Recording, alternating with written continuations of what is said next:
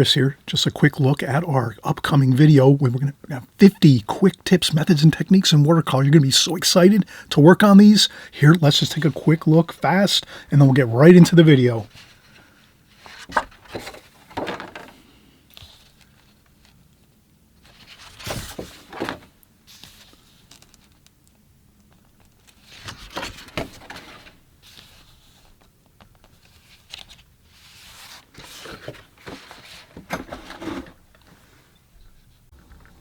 All right, welcome, Chris Petri here. Thanks for coming by. It's great to have you. We're going to have some fun. 50 quick tips, methods, and techniques in watercolor. You can't imagine how much fun it is to go through 50 of these. And you're going to see, we're going to work on these together. Grab your pencils, your pens, your watercolors, your brushes, your paper, and let's just start working on them one by one. And this is a great video you can come back to time and time again if you want to brush up on some of these, or maybe go through them a few times, especially if you're just starting out. If you're just starting out in watercolor, welcome. Thanks so much for coming by and with us, and I'm hoping you'll get a start with watercolor. And it's really a fun medium. You can bring it anywhere you want to go. Vacations, weekend trips. You can paint out in the backyard. You can paint in the house. Easy cleanup, no worries. Doesn't really make a mess of clothes or furniture or anything like that. Watercolors are just a great overall medium to work in. That's why I enjoy it so much.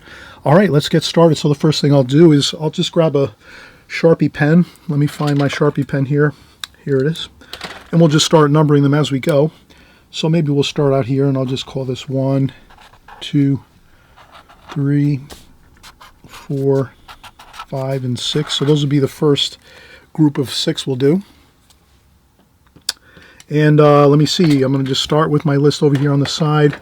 First one on the list is going to be fan brush. Okay, so I don't use this all the time, but I do use it occasionally, and I think it makes, if you're just starting, if you're just brand new to watercolor, these fan brushes are really great if you want to make some trees and things. It really can speed up the process. So what we'll do is we'll just, what I basically have to my right is a water container with fresh, clean water to my right. And next to that, I usually have a sponge that I can just take my brush and tap off some of the water. So I maybe rinse off my brush. So something like this, I'll rinse off my brush, tap it on a sponge, or you could put some paper towels down or something, whatever you have. And this way you don't have a flooding, dripping with water brush when you go into your palette to mix up your colors. So essentially, if you can just imagine, my main idea with watercolor as far as my techniques go, for the most part, I'm usually always starting out working with a damp brush when I'm going in and getting my paints. If I need to add a little extra water to my paints in my palette, I'll go in and get a little extra water out of the water bucket and add it. But most of the times I'm always rinsing off my brush, drying off most of the water on a sponge like this, or even a tissue or a paper towel in my hand. Sometimes you'll see me, I'll usually keep a tissue or a paper towel in my hand and dry off the brush a little bit before I get my paints here. So that's just a thing that I do, you just for just to bring it up so you kind of understand like the way I'm really usually working most of the time. So again, I'll keep my bucket over here, my water bucket. I need the real estate over here. I don't want to show my water bucket because it'll take away from the paintings that we're going to do, these compositions. That's the only reason I have my water bucket over here on the right-hand side. And so again, I rinsed off the brush here, dampened up this brush, fan brush. This is an old fan brush I've had for probably 20 years now. I think I got this with one of the Bob Ross sets, or I bought this when I was buying Bob Ross and William Alexander paint sets when I was younger, teenager. That's going back actually a lot longer than that, probably 30 years ago. So let's make some sap green, cobalt blue, a little bit of raw umber, maybe a little bit of yellow ochre. And that'll be some of for our tree. Let's make some foliage with this. Let's look how good this works. So we can do this, and we can kind of flip up the brush like this. So you can just take this fan brush and kind of move it around, do some twirling, some spinning. Whenever we paint trees, usually we we try to keep some white paper here and there so that the tree looks like there's some natural, like trees do look. They usually have foliage here and there. Then you can darken up, maybe a little bit of burnt umber and some blue, French ultramarine blue, and then make a little bit of a shade part of the tree. So we'll pretend that the light is coming from up above like this across. And then we're going to have some of that shade underneath the tree. So this is some pretty basic ways you can use your fan brush. And you can even add some cadmium lemon yellow, make some lighter where the tops of the trees are here on this side. And you can do some couple dabs like that. Like this, and then some more of that dark down here, like that. And then, sure enough, we can just take our brush, just like it is, and we'll make a trunk of a tree here, like this. And you can kind of see how there's lots of pointy sprigs of brush hairs that you can actually start to create some branches and limbs.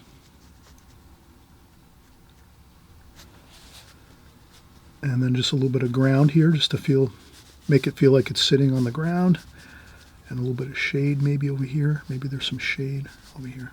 And that's good. That's our first kind of composition here, our technique, a method of making some trees really fun, and with just this really fun, interesting fan brush. This one happens to be Winton, Winsor & Newton, England fan brush. And mostly 90% of all my art supplies that I use, I do put in the comment section below. So if you're going to be watching the video, and then when you're finished with the video and you're deciding you're going to start to paint in watercolor, all my supplies and everything that I use on a constant basis are down below, and then you can shop around from there and see what you like. And I buy everything on Amazon for the most part. I have a Blix near my house. I go there often too. So that's the number one. Okay, number two, we'll do some shrubs. So let's make some shrubs. Maybe we'll use some cerulean blue here. Let's change up the colors a little bit. So we'll do some shrubs here. We'll just mix around a little bit. Okay. And again, just moving around and twisting around the brush, and now we're making more like a hedge here. Some shrubs, hedgerow. And as we do that, we'll get some more of that shade type color. So you can make some blue, maybe add a little bit of alizarin crimson, make it like a some violet color there underneath. And you can kind of rinse off the brush, maybe dry off a little bit of the water, just have a damp brush, and then maybe you just kind of tap and diffuse in that darker color we just made here, which is kind of like a violet. You could use violet already mixed right in the tube paint like that.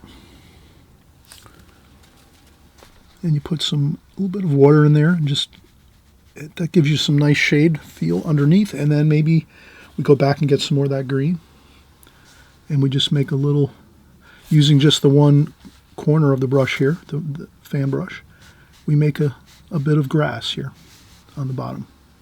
And it's as simple as that.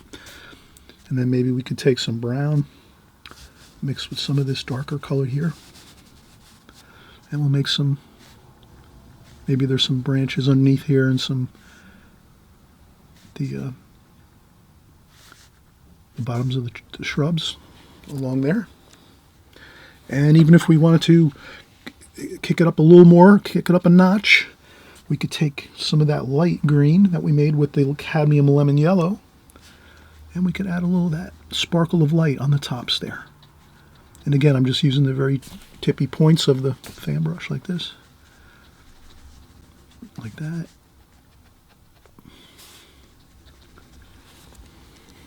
And there we have some. You can take your tissue or paper towel, maybe lighten up a couple spots along the top. And that is our hedges or shrubs with the fan brush, and sticking with the same family of colors here. All right, now let's try for the number 3. Let's create some weeds. And we'll take some more of that green, mix it in with some of that brown.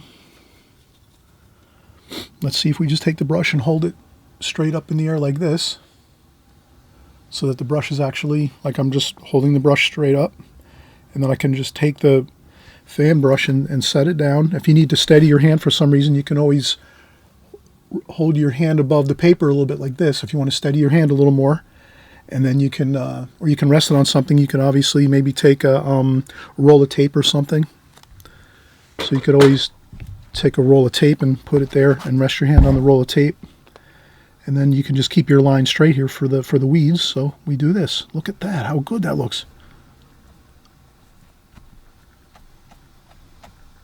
And then a couple taps.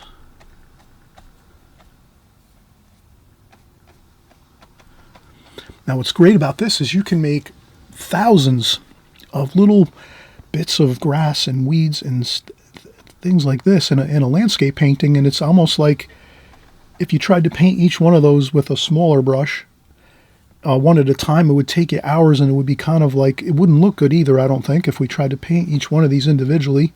But if you just use the fan brush like this, look at how good that looks. Lots of great effects with this brush.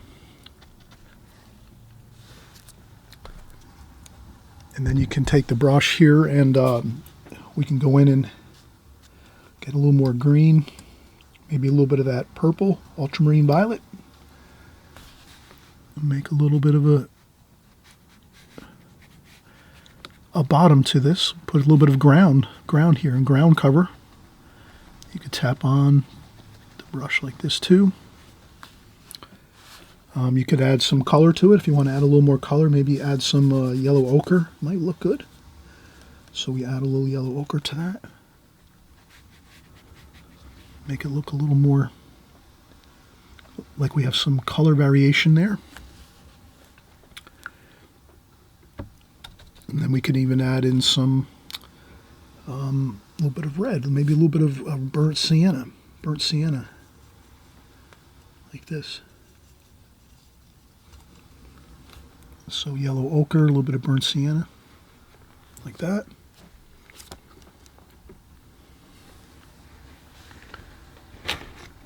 And again, we can take the brush and dry off a little bit of the water. Pick up some more of this. Maybe do a couple splashes. Just tap on your brush. So you just take the brush and kind of swing it down and tap it at the same time. Like that. And you can get some textures. Same thing over here. You can add some texture to your trees. Like this. You can even add some that.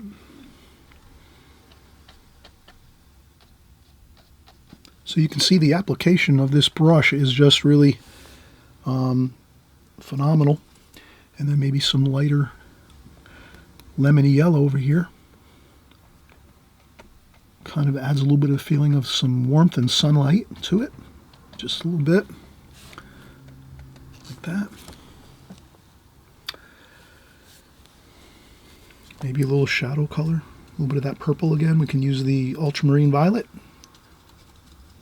Mix that in there, and then we could just have a little ultramarine violet. Maybe there's some shadows here from some of the weeds.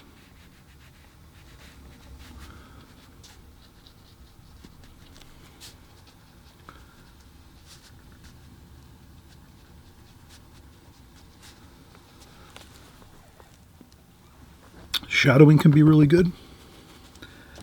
Kind of adds another three-dimensional quality to your compositions here. So I'm just kind of adding to what we did basics. So I did the basics first, and then you can see I've added in some darker darks here for some shadow colors. You can add those in if you feel comfortable. If you just want to keep it more simple, you know, you don't have to put in all the shadowing to start with. But it's just fun getting used to using some different brushes. Not a lot of watercolor artists use a fan brush like this, I have to admit. But they do work great. I don't know why I don't use mine more, but I think I'm going to in the future because it does really work great, especially for like landscapes like this, or if you're going to do a city scene, like a street scene, and you want to have some trees and bushes or shrubs or flowers or anything like that in your city scenes, like a nice a city view or something. You know, you can use this to get in some of your trees and things like that. All right, so I'm going to take just a quick break. I'm going to maybe clean up the palette a little bit, and we'll come right back. We'll get started with 4, 5, and 6. And again, we're just going to keep moving through these. Hope you'll enjoy the fast pace of this. Hit the pause button here and there if you have to. Hope you'll subscribe on the down below in the video. You'll see a subscribe button. Feel free to subscribe. This way you stick close to us here and you keep up to date with our new videos coming out every week and on this channel. And okay, we'll just take a quick break for a second and be right back. All right, so we just took a quick break, and while I was away, I just was coming back and I took a Sharpie and I just put fan brush on each of these here below the composition that we did for each of these. And we'll keep going. And again, I'll label each one of these too as we go, just for notes for ourselves. So however you want to make notes on your paper. And I just wanted to, this is basically the, I'm using the Studio Watercolor paper by Fabriano. That's in the you know, it's very reasonably priced. You get a large pad of great watercolor paper. Some of the best watercolor paper out there. And this is just, I section it off halfway on one side and then thirds the other way. So I think the way I did measure was, let me take a quick look here. So halfway on the paper this way is 5.5 inches this way, 5.5 inches. Or the metric would be 14 centimeters. And that would be the halfway point all the way across. And then for the thirds coming across this way, each one of these boxes is 4.25 inches, approximately 4.25 inches, or centimeters, that would be about 11 centimeters for each of the boxes going this way. So 11 centimeters, 11 centimeters, 11 centimeters. Same thing over here. And of course, again, we said the halfway point was 14 centimeters this way, 14 centimeters this way, or in inches, that would be 5 and, I guess it's about 5.5, 5.25 to 5.5, and then here we have 5.5, so maybe 5.5, 5.5. Yeah, that's about what it is. 5.5 by 5.5, these two sides. And that's pretty much how we section this off. And I use some Sharpie just to make the lines. I use pencil hash marks first when I start out, so I get everything, just little hash marks for the measurements, and then I take the Sharpie marker and just line up the ruler, and then take the marker and go right across. We'll do a few as we go. All right, so we are going to continue on here. Let's start our next bit of compositions here. Our tips and methods and techniques in watercolor. 50, we're doing 50, so we're just getting started. All right, sea sponge. This is something sometimes I'll use this if I have a large painting and I want to do a lot of effects, like landscape paintings and things like that. This can be a great way to get some great texture into your paints. So what we'll do is we'll try out this sea sponge here. It's just a small piece. You can buy it in large online on Amazon. You just type in sea sponge and you can buy them in large pieces and then cut them down to smaller pieces like this, and you know, you can get some really nice effects. We'll work on that next. So let's mix up some more paint here. So I'll take a brush. Maybe I'll empty out my water bucket. Once your water gets kind of muddy, you just empty it out. I have a larger bucket across from me in my studio. I'll dump my water as I'm working into that, and then I'll empty it out at the end of the day or the end of the week in the slop sink in the basement. However you like to work, but it is good if you have things set up for yourself kind of easy, or if it's just more simple to just, you know, Change out your water whenever you can. So I'll take some fresh, clean water with my brush. I usually, again, I always use a tissue, check off some water or a sponge next to the water container. Then I come over here and we'll do some more greens. We're going to do a little more green, brown, burnt umber, and sap green. A little bit of yellow ochre. I'll stretch it out over here. Then maybe a little bit of French ultramarine blue to darken it up a little bit, make it cooler for some shade areas with a little bit of that purple. That should be good. And then what we'll do is we'll try our sea sponge here. Maybe I'll dip that in water, dampen it up a little bit. So I'll take the whole sponge, dip it into my water container, and then squeeze out the excess water so that the sponge is now damp. And you could try using it dry or damp, it's up to you. And then we'll just take this and dip it into our paint that we just mixed. And we'll see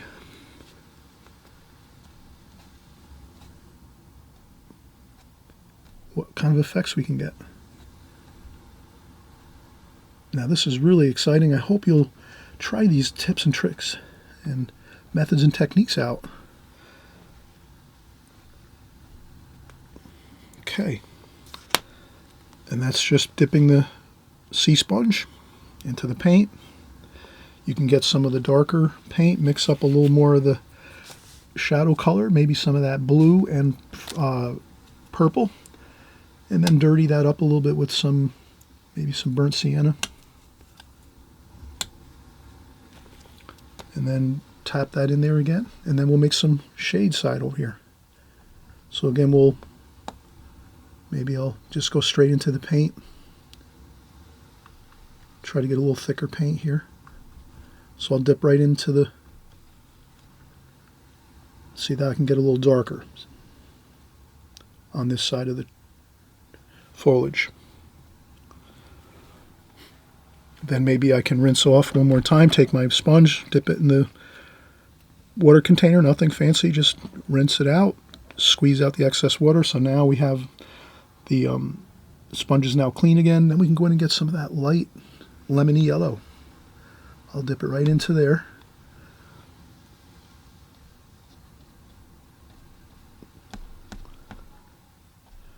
And that's going to be the bright side of the tree, like that. Maybe a little bit over here too. Some of that brighter. So the light is coming from this way, and then this is this shade side over here. Then once we have that, we can certainly take our brush, quite a large brush. This is a number 12 Da Vinci travel brush, Kolinsky hair.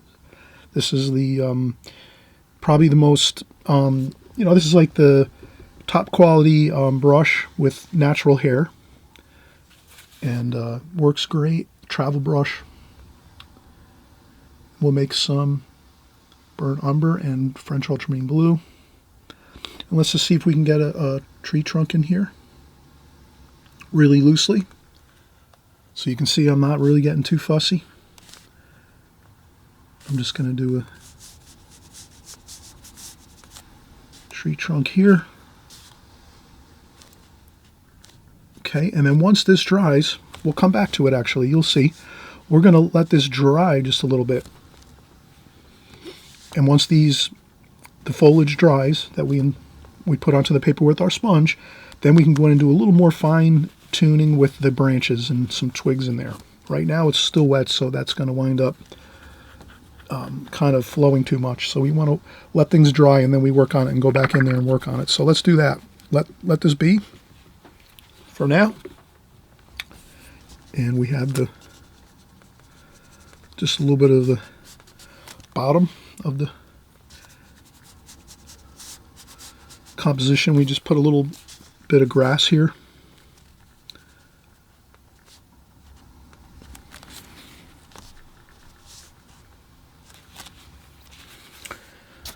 Okay, now we're going to number 5.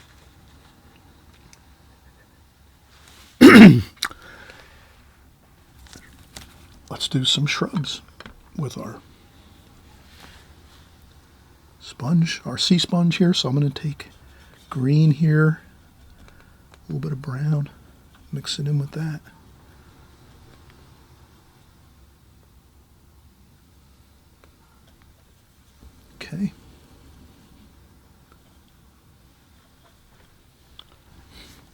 Let's do another bit of shrubs here.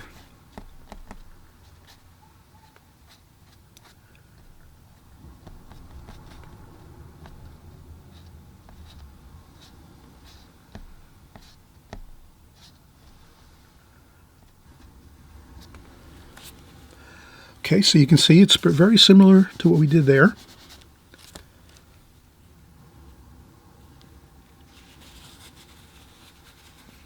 Then we can take our brush here. We'll get a little bit of that darker burnt umber, a little bit of the purple, a little bit of green.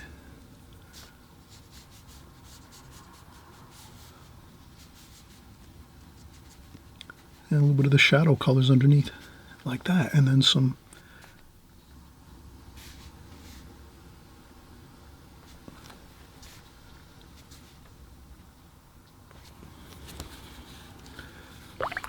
and then we can also dampen the brush, rinse it off, dampen the brush, and then come over here and get some of that lemony yellow.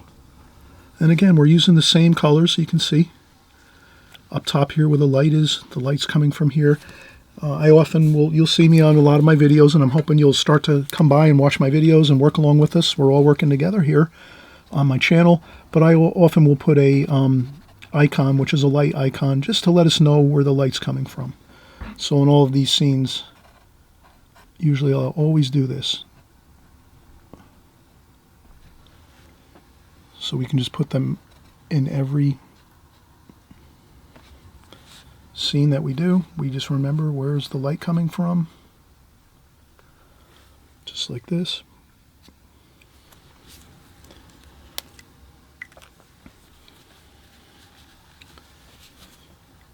And that looks pretty good. Let's keep going here. And one more, maybe we'll take the sponge, we'll rinse it off good. What I'll do now at this point is I'll rinse off my sea sponge one more time really good. Then I'll take this water is very murky. You can kind of see how it's quite a bit muddy looking. Let's start off, empty it out. We'll start out with some fresh water because we're going to change our colors right now. So, and what I'll do is since we're going to change colors, I usually keep my palette pretty tidy. I just take some paper towel, dampen it with some water, and just take the palette and just dampen up, and just doesn't have to be perfect. One time quickly with like a damp tissue, and then one more time just mop up some of the water. And there you go, we have it. Okay, the next thing for textures,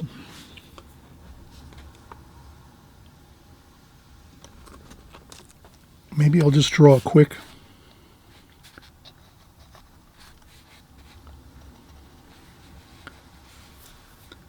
I think we'll just do this. I'm going to make a window, just a quick window like this.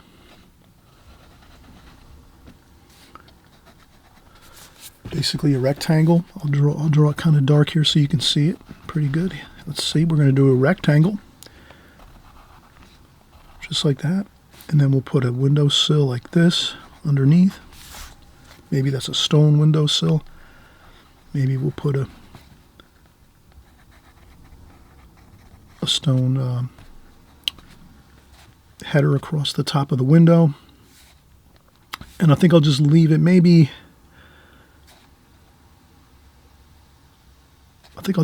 pretty plain, pretty simple like that. And then what we'll do next is we're going to make some stucco type of texture around the window. So we're going to pretend that this is like a stucco wall. So I'll dampen the brush up, and I'll get a little bit of the raw sienna, yellow ochre, maybe raw sienna, just a little bit. Some blue down here, cerulean blue, like this. Maybe with this, a little bit of alizarin crimson with the raw sienna, like that. Yellow ochre here. And then down here, a little bit of red with the blue, cerulean blue, like that. So now we have kind of a warm and a cool mixture of colors, very light, and we're going to make like a stone or stucco wall. So we'll take our sponge, sea sponge, and we'll dip it in just like this. Pick up that water.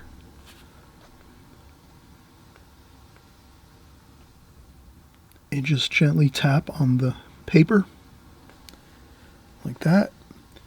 Same thing, just go right into the blue with a little bit of the red. And we do that. Now, once we have that on there with our sea sponge, then we can take our brush with clean water and we can dampen up these areas like this.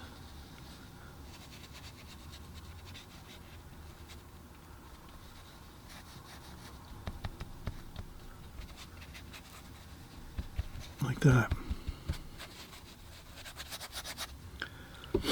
And if we dampen that up and then add more color to it, we have just dabbing it on there.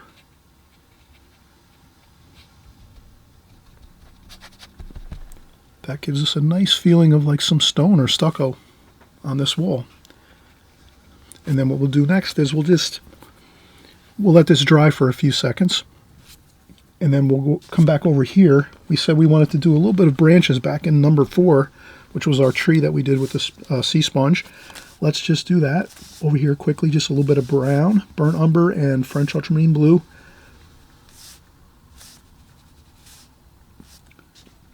And we're just going to do a couple branches, and you can kind of see how you can, once this dries, then you have like really a much better and easier time putting in some finer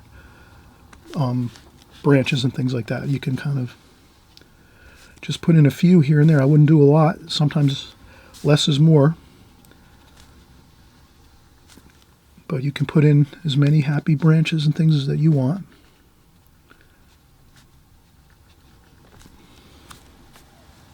And I think that's good. I did that with a fine point. This is a Da Vinci travel brush. This very similar to this brush. This brush is natural hair. This brush is synthetic hair brush. So this is the number 5 Da Vinci travel brush, synthetic hair, which is kind of fun to work with. It doesn't hold as much water, which means you have a little more control on how much water is on your brush.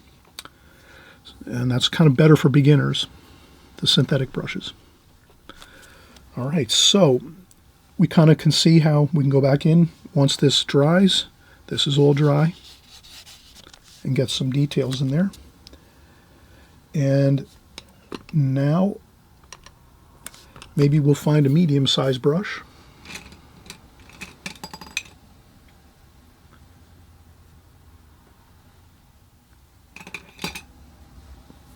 And this is a number 8. Same thing, this is a Da Vinci travel brush, number 8. For over here, and then what I'll do is I'll try to start putting in some of the glass and shadows on this part of the painting.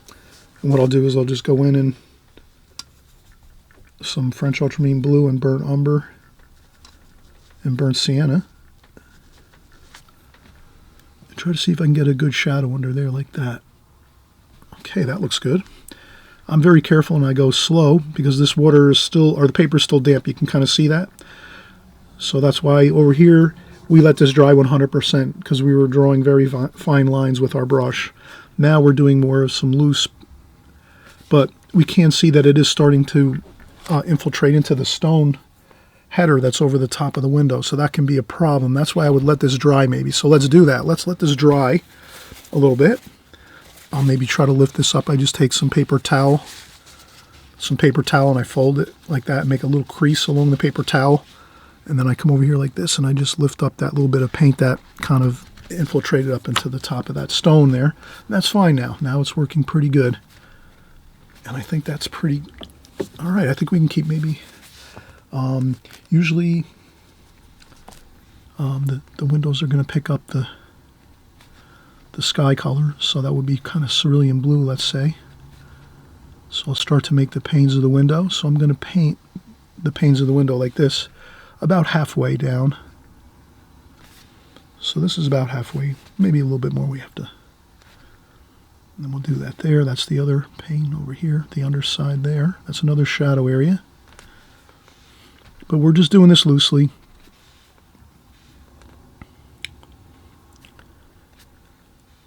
And then sometimes it's going to pick up the window panes of the glass of the windows is going to pick up the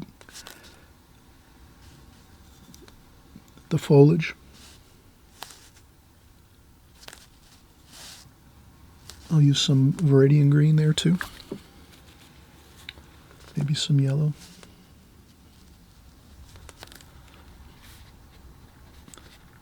Okay, so I put that in there.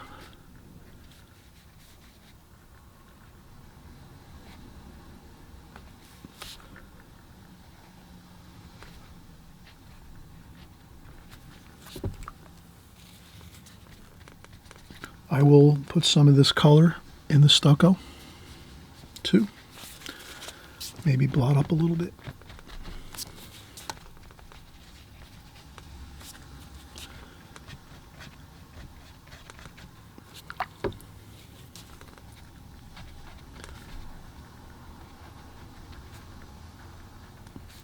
And those are the window panes like that.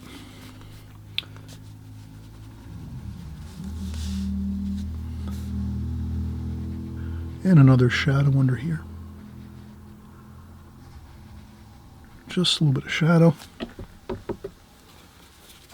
And again, we could lift up a little bit of that paint. And we can also use some white paint, titanium white. We'll show you how, we'll go over another real fun technique of tip of using some titanium white in a tube, just a small tube like this of titanium white, and we'll show you how you can make some corrections once your painting has dried. We'll go over that next, once this dries for us over here. But I think that's pretty good. That's looking fine. It's a little bit darker under here, like that.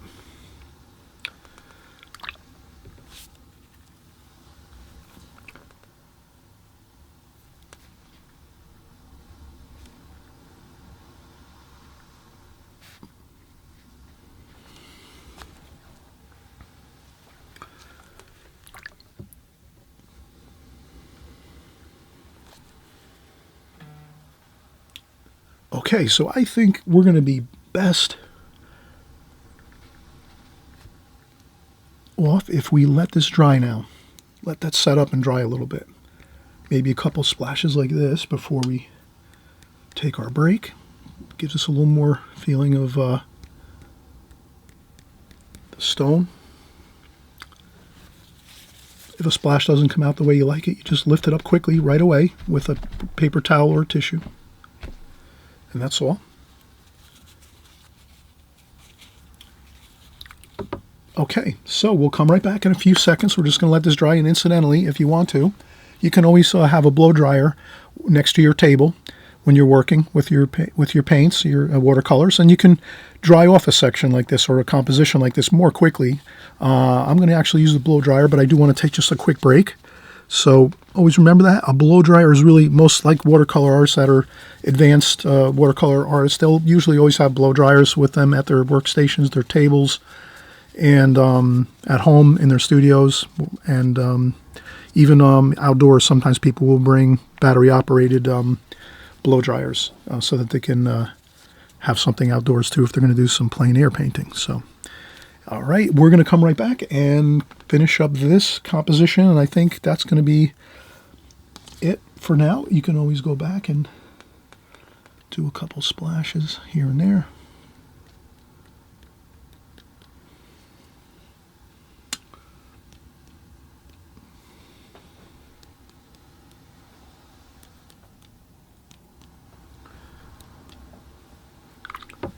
Okay, just doing some fun splashing with my brushes. I like to practice that a lot, so since we're doing practice compositions, why not just do some splashes here and there? Okay, we'll be right back. All right, so let's continue on here. We did let this dry a little bit. I had a lunch break So I'm actually I'm not gonna need anything like the blow dryer right now. I can just kind of use the natural drying process after about an hour having lunch. It's fine, it's dry to the touch.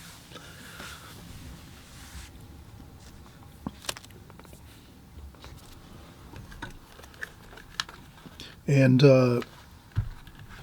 we talked about using a little bit of titanium white. So I have some Holbein tube paint here. And I'll take the tube paint and then take just a touch with my smaller brush here, the number 5.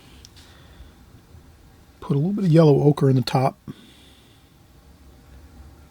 just to warm up that white, because it's pretty much a really like stark white with not much tint in it at all. So if you add a little bit of yellow ochre to it, it just makes it a little bit warmer, the white. And then what I'll do is I'll just use it here for this pane of the window. So you can always add a couple lights back into your painting. And then over here maybe I'll put a touch of it there.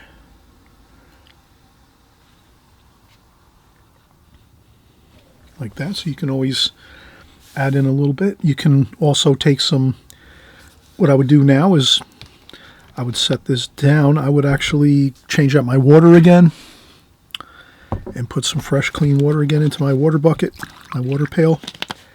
And we could do a little bit of fresh clean water.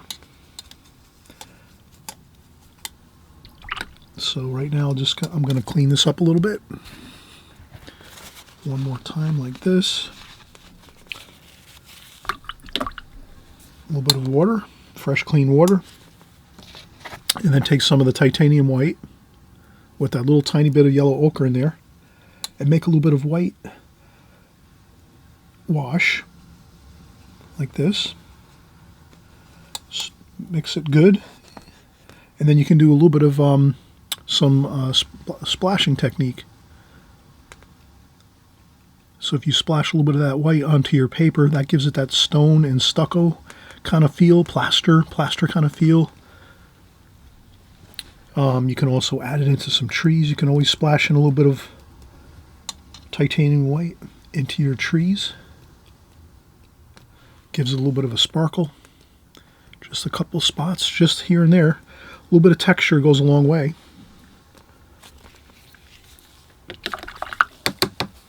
But I do it very sparingly. I might take some more. I rinse off my brush, dry off my brush on a paper towel or tissue, and then I take a little bit of that titanium white. And maybe we can make a couple little bits of light coming across this window. Maybe the light's catching the glass of the window. So maybe we do this, a couple of these. Like that. And that's good. All right, so we're going to move on to our next half a dozen compositions coming up. And we're just going to keep going until we hit that 50 mark. We're going to do 50 tips and methods and techniques in watercolor for you. We're going to have a great time doing it. Take your time, break the video up as much as you want. You know, you can work on maybe 10 at a time. Break it up into like 10 days if you want to, or just go through the whole thing one time, watch it all the way through this video, and then come back and pick some, maybe write down some of the numbers, that because we're going to number everything 1 through 50. So you might, your favorite ones you might write down first. Maybe these aren't your favorite things to paint. Maybe you like water, you know, boats, oceans, things like that. We're going to cover more. We're going to cover everything that you really enjoy with watercolor, whatever your favorite scenery is and your favorite subject matter. We're going to cover it all here. By the time we get to the 50 number of our compositions, we're going to have a lot of different subject matter covered. So this is just starting out. We have a lot more to go. You might want to jot down your favorite numbers. You might say, I like number 1, and I like number 6, and then I like number 20 and number 35. So you can kind of you know, pick and choose which ones you want to work on first, you know what I mean? So you don't have to actually do every one as you go, one by one, when you're working on these compositions.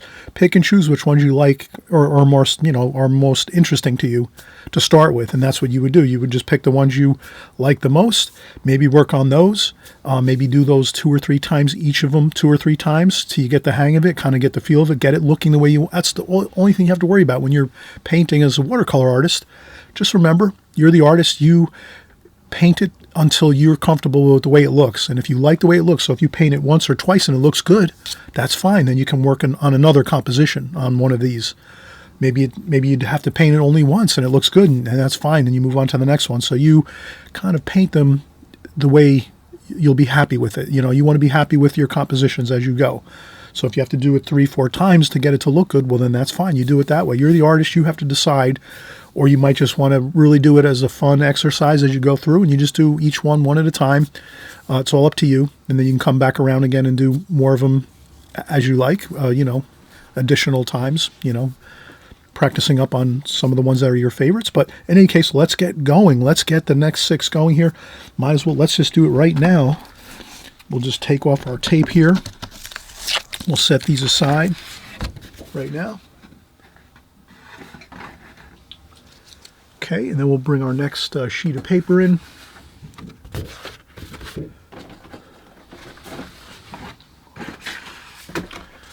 Like this, and then peel off some of this here. So there's some of that there. And like I was mentioning before, we are using the Fabriano Studio watercolor paper. And this comes in a really thick pad. You can see how thick this pad of paper is. There's 50 sheets of paper in here. This is a great bargain, and it's great paper. It's really, this is, you know, if you're just starting out, if you want the best absolute paper that you can have that's at a really fair price, this is the paper to get. There's other papers that are, you know, a little bit less expensive. Do use those if you want to kind of, if you're on a budget and you want to make sure you're not spending too much. That's fine too. But this paper is like professional grade paper, even though they call it studio watercolor. This is professional grade paper, so it's a great bargain if you are going to buy this. 50 sheets, you know, a lot of paper. And again, this is high quality. Fabriano is probably, you know, known around the world as one of the best it's probably the best watercolor paper out there in the world right now. Either that or Arches, I guess. Those are probably the two that I think most people, watercolor artists, the top pros, do use. So, and you know, you can kind of see here that it's got 50 sheets, and 11 by 14 size. Incredible paper.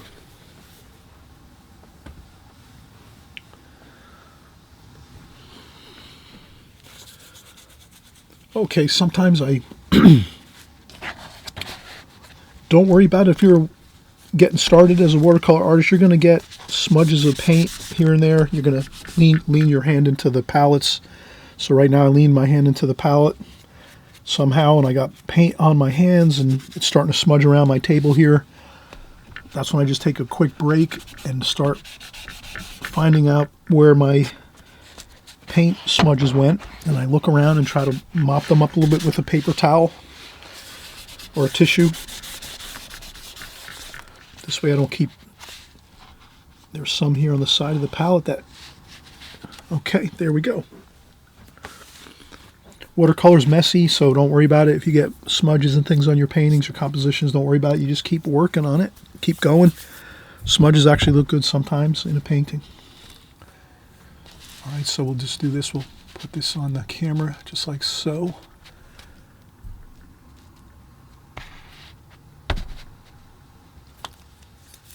I'll take a little bit of artist tape, and then I just trim off 2 pieces.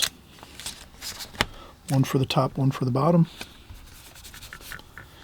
So I think a really good thing to remember if you're just starting out in watercolor is you want to keep your paper really stable. You don't want to have it sliding around at all. So you always want to have it taped down or secure in some fashion when you're working. So just a good fundamental thing with watercolors, or any type of painting too, if you're painting in oils or acrylics or anything like that. So this way the paper is completely stable, and let's see, now we're going to simply line up our hash marks. We made those hash marks around the paper at those intervals that we talked about before earlier in the video. You have to maybe go back and check that if you missed that, but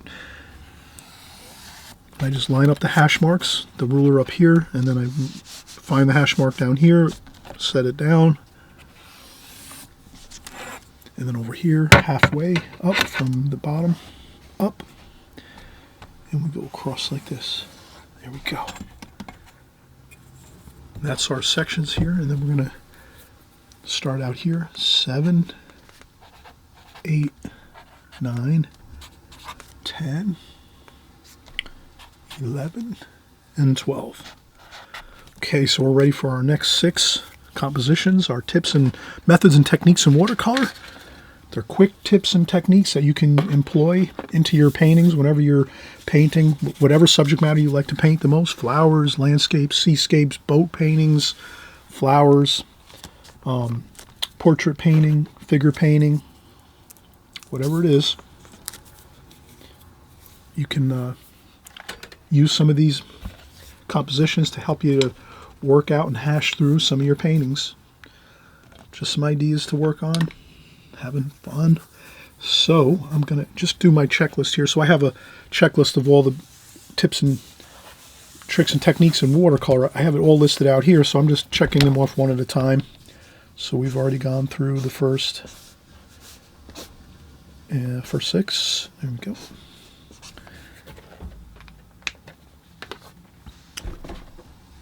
Okay, number 7, liquid frisket.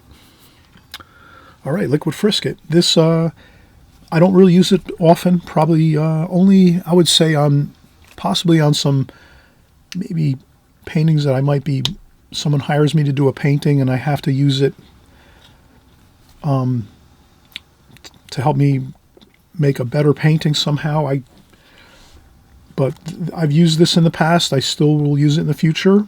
Once in a while, I still use it here and there on paintings. Basically, the liquid frisket is you put it onto the paper, it dries, and then you can paint over the top of it, and it'll keep the paper underneath it pure white. And then when you're done painting your painting, you can wipe off the liquid frisket. It peels right off. It's like a very, very soft, rubbery plastic. You'll see how it works in just a second. And then you can actually preserve the whites of your paper if you want to. So we could do, let's see, let's try this out.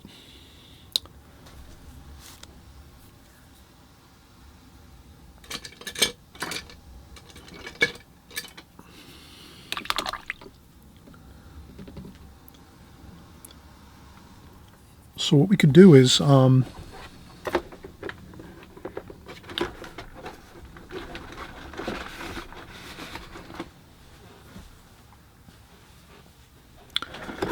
going to find a scrap piece of paper.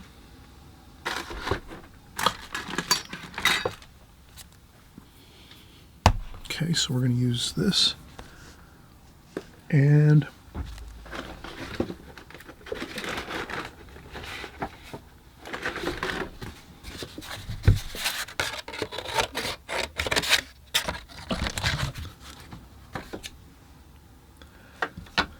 I have a scrap piece of paper here. I'll take that scrap piece of paper and squirt out some liquid frisket, and there we go. It kind of went out kind of quick here, so I'll just mop this up fast. This kind of happens once in a while when I'm working with art supplies. I think something is going to be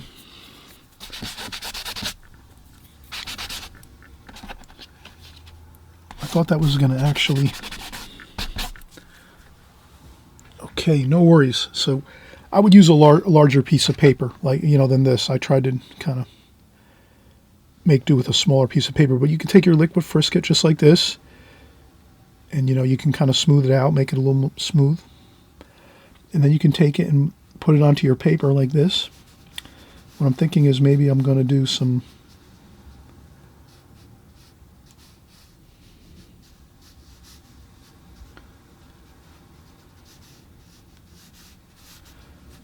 I'm thinking of like some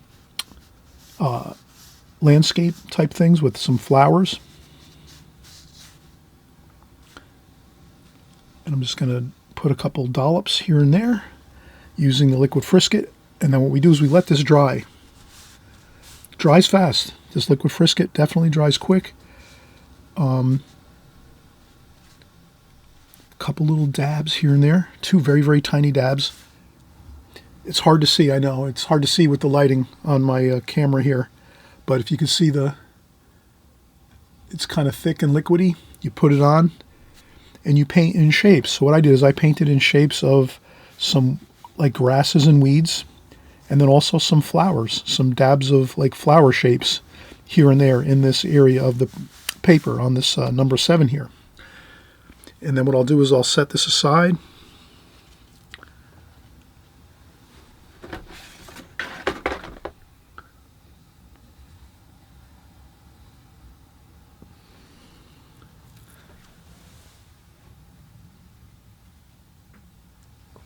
Okay.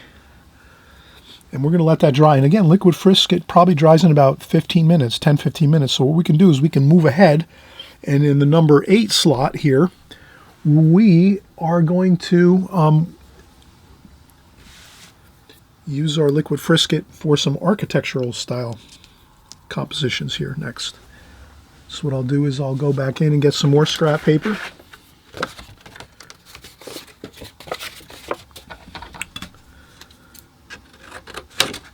So I trim a little bit of scrap paper like this, and I'll put out a little more liquid frisket. This time I'm going to be a little more careful. There seems to be a little bit of water in this. I probably should have stirred this maybe. So that's another thing too. Maybe with the liquid frisket, sometimes it comes in different brands. I like Liquitex. I've used this before. It's really good. But yeah, sometimes it might come out. There might be some excess like liquid in there, like more watery liquid in this. So what I'll do is I'll just let that flow out. And I just try to see if I can. And it seems like it is quite watery actually. So I'm just going to set it on this here on the paper, as you can see, and I'm just going to let it actually set up a little bit and get a little bit firm. And I'm shaking up the bottle. Maybe it's going to, but this will set up and become a little more firm, and then we can put it onto the paper. Matter of fact, let's just start putting it on the paper now. I'm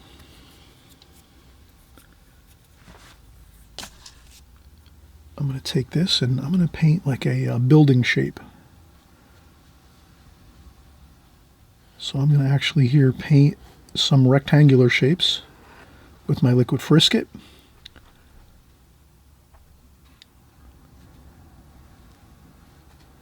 And I'm going to make like a city type scene here, a cityscape.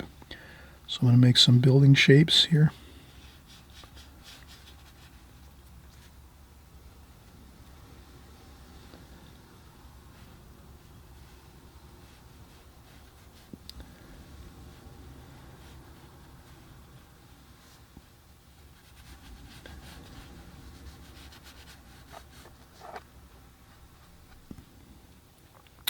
I take the brush and just go into more of the liquid frisket here just to get some more shapes going. And I'm making these all rectangular shapes except for this.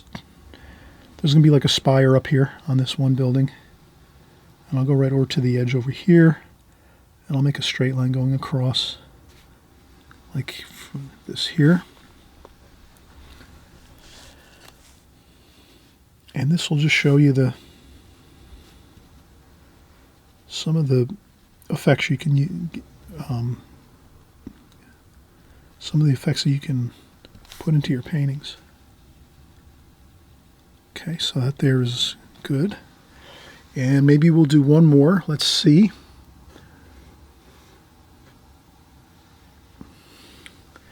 This here, let's do some like a seascape, ocean waves, splashes. I'll take the splashes like this.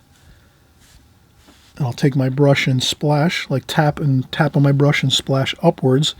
That's going to be the ocean spray flying up off a few waves. So we're going to create some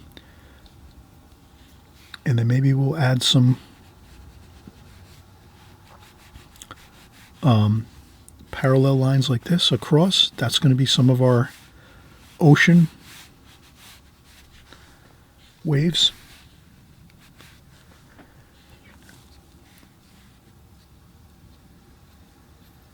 And then I'll add some more crashing feeling of lifting, kind of pushing the brush up like this with the liquid frisket.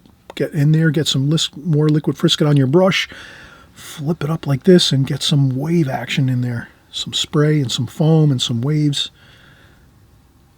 like that. And I think that should be good. So we're going to let this set up for a few minutes. I'll take just a quick break, and I'm hoping you're enjoying this so far. Right now it's kind of hard to see. I've been putting on liquid frisket, which is a really like rubbery, soft rubbery liquid applied medium that you put onto your paper. And what happens is it sticks to the paper and you can paint over it with your watercolor, and then it will preserve the white paper underneath it where you've placed it onto your paper. And then once your watercolor dries, let's say you're making some sky washes, some ocean, some sky, some background colors, whatever you're painting over the top of your liquid frisket, it's fine. You can paint right over the top of it. And then once your watercolor paint dries, and we're going to show you how this works in just a second, then you take once it dries 100%, and you can use a blow dryer. Once it all dries, then you can just wipe the liquid frisket up with your hand, and you'll see that it preserves all the whites of the paper. And then you can do other things, work in other washes over the top of the white paper that you've preserved as you're working. So it's basically preserving your white paper by applying this liquid rubbery liquid frisket. And a lot of artists use it, especially professional artists. I know I've seen a lot of professional artists use this over the years in books and videos on YouTube and so forth. So we're going to try it out here. These three next compositions, we're going to delve into how liquid frisket works. You've just seen the first part of it. You're putting on shapes, whether it's flower shapes, little dollops of flower shapes with some weeds, some long shapes with your liquid frisket, or you're taking a large amount of liquid frisket and painting in a whole city scene, a whole bunch of buildings all at one shot. Or if you're going to do some ocean, some seascape type things with the ocean water, ocean spray, speckling on the liquid frisket on top with your brush, putting some waves in there, some crashing waves coming in, a little bit of, mixing it up here with our seascape style composition. So we're going to come back in just a second. I'm going to let this dry. Once it's dry, we can come back and paint over this, and then you'll see how this all works. It's a really fun thing to use. Great to learn about it, great to use it, great to practice some compositions with the liquid frisket. And then eventually, maybe it's only 6 months or a year or 2 years from now or 5 years from now, you might have a painting you're working on, and you might say, this stuff probably would work great for this painting that you're doing. And then you'll break it out. It's great. It stays a long time. You just make sure it's closed, the cap on the liquid frisket masking fluid. It's called masking fluid. I guess that's the technical name for it. Masking fluid. Liquid frisket might be the actual brand name of some of the brands out there, whatever. This is Liquitex masking fluid, as they call it.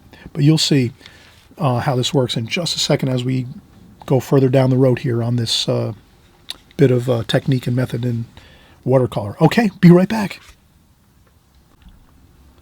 Okay, we're getting back started here.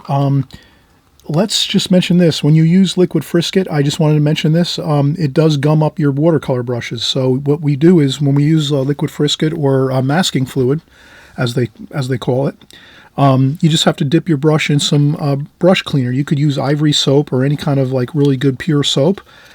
I happen to use this here. This is brush cleaner and preserver.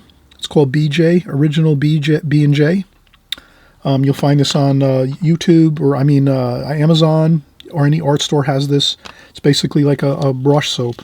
It's good to have this just to clean your brushes once in a while, and it also cleans really the liquid frisket off really well. So you just take a small dish or anything you have, a little container, tray, dish, whatever, plate, and you just use this soap, and you just get some soap on your brush and just kind of work it into the brush. And then you might have to go in there and just kind of peel a little bit of the little bits of the liquid frisket out of your brush. But if you use this brush cleaner or any kind of pure soap like Ivory soap, something like that, you'll find that you'll be able to take off most of that liquid frisket and get your brush back to 100% normal. But I would use liquid frisket with a brush that's not one of your favorites.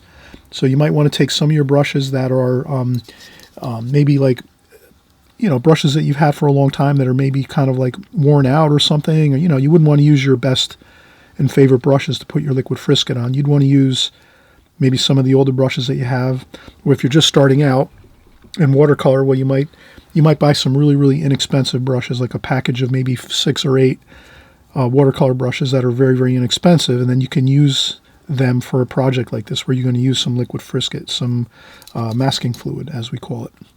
Okay, so there we go. I've kind of got everything off the brush hairs like that, just using the soap. And I use my water container, clean off my brush, rinse it off good. And that's fine. The brush is pretty much back to normal almost. And then I'll set that aside. And what I'll do is I always have these on hand too. These are the moist towelettes you can buy. These are great if you're a watercolor artist. You're going to want to have like those little containers of hand wipes. Hand wipes are great. Baby wipes or hand wipes. Whenever you get some schmutz on there, some watercolor paint, whatever it is, you can just wipe off your hands really quick and easy. You open up the container, pull out one of these wipes, get your hands wiped clean, good, and then you're ready to go again. So just good to kind of have these little bit of tidbits of information as you go. And so we'll put our soap and our dish over here to the side, and then we're going to continue on. So now we have said that we've put the liquid frisket on. It's dried. It's been about 20 minutes already, and I used the blow dryer too a little bit to kind of dry off these 3 sections here, 7, 8, and 9 with our liquid frisket. And now the fun begins. We're actually going to have a real enjoyable time just putting on some washes, and we'll see what happens. So we're going to take our water container, empty out that water because we did clean the brush with the soap and everything. So now we want to start out with a fresh clean bit of water in our container now. So I'll use some bottled water, fill up my container, and we're off to the races. So we'll use a larger brush like this. This is the number 12 Da Vinci travel brush.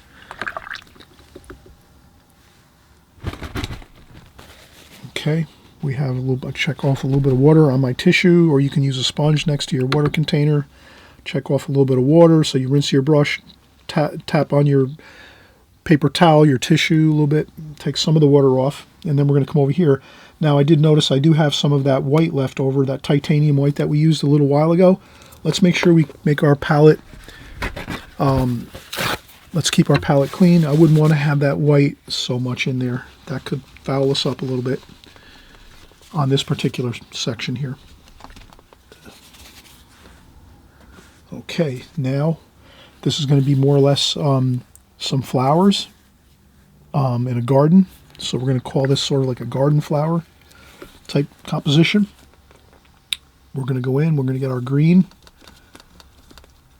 We'll get our lemony yellow there, our green here, sap green. So we have cadmium yellow lemon here. We have sap green here. Then maybe over here we'll put a little bit of cerulean blue. And then maybe over here we'll mix in a little bit of the purple, like that. And then maybe even we'll go in for some alizarin crimson over here. And some cadmium red too. Let's mix up a couple different reds there. Let's make this colorful. Let's add a little bit of cadmium yellow. That's kind of like a really warm yellow, like our orangey yellow. All right, so we have lots of great colors working for us here. Let's start out maybe a little bit of blue, cerulean blue up here. That might be where the sky is. Get a little bit of cerulean blue on your paper, and then just let that start up there, like so. Okay. Then we'll pick up some of the green here.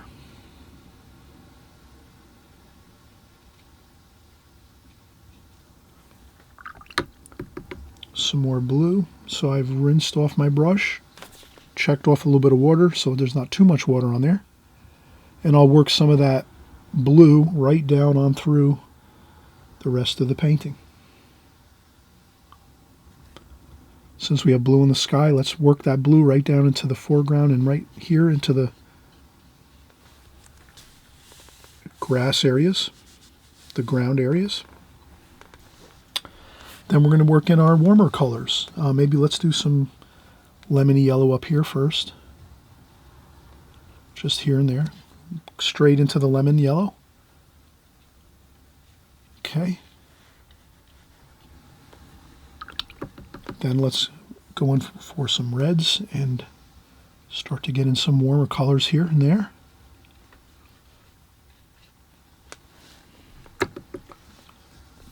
Then some gray colors here on the sides.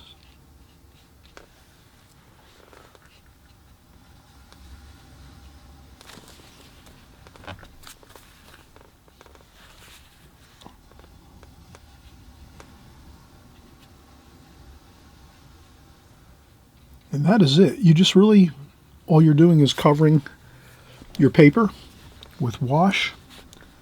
And the liquid Friscuit's going to do some really fun, exciting things. So we're just going to cover over like this, paint over the whole scene.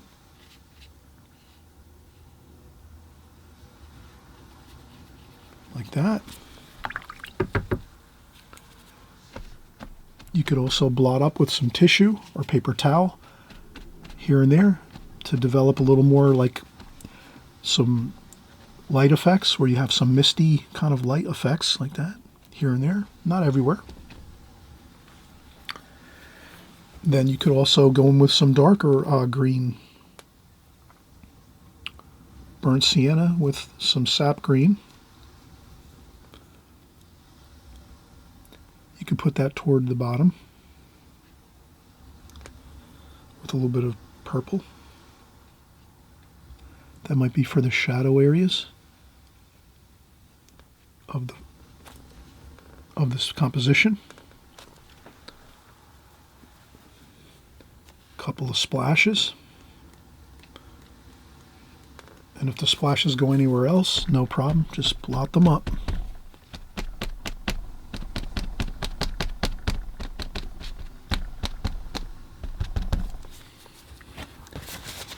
Sometimes you have to get a fresh paper towel or tissue when you're blotting up some. I guess I'm using a very large brush and splashing with a very large brush. That means there's a lot of splashing going everywhere. You could actually use a smaller brush like this to do splashing. A little bit more difficult because you don't have as much water in the brush, but you have to practice splashing on your own on like a piece of scrap paper a little bit for a while until you get the hang of it. But it's you could see the different effects you can get. A larger brush, you get a lot more splashing, a lot of big splashing. The smaller your brush is, you get more finer, smaller speckles of splashing with those. A little safer to do it that way. But we are really coming along nicely here. So now we are going to just move right along to the next composition. We'll let this one dry and set up. And this next one, let's make this kind of like a maybe a sunset type of scene. Let's go with some red and orange, some yellow ochre. And let's just start up here. Get some yellow ochre up here in the sky. This is a building, a street scene, this next scene here. So we're starting out with some, maybe some purple up top here. So we'll start out with some orangey reds and purple up top, especially up top. That's where the darkest part of the sky is, like that. And then we take our paintbrush, rinse it off, dry off some of the water, and just let that wash mingle and mix together. Like this. Maybe we're going to let the sky have some clouds in there, some white clouds. This is maybe sunset, or it could be dawning in the morning. And we get some more of that orangey yellow. like that. Paint right over your buildings here. That liquid friscuit's underneath here. Remember that. That's what we're doing. It's already dried. That liquid friscuit, we have to let it dry half an hour and then even use a blow dryer. Make sure it's really, really thoroughly dry, the masking fluid. And then once you have that on there, then you just paint right over the top of it. And it won't, none of the watercolor is going to go through the paper and affect the underlying paper, which is going to stay white. So you can imagine anywhere you put that liquid masking fluid and you let it dry on the paper, then it seals the paper so that no water can get into your paper there. And then you can just continue to work here. So I'm just going to pretend this is some water here in the foreground. And then put some more golden colors here.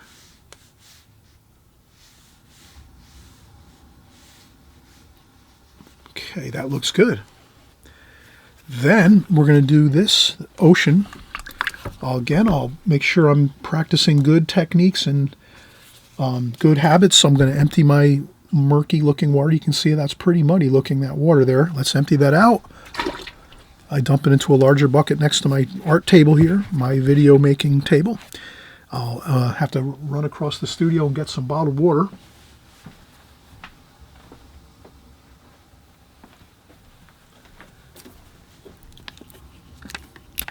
Okay.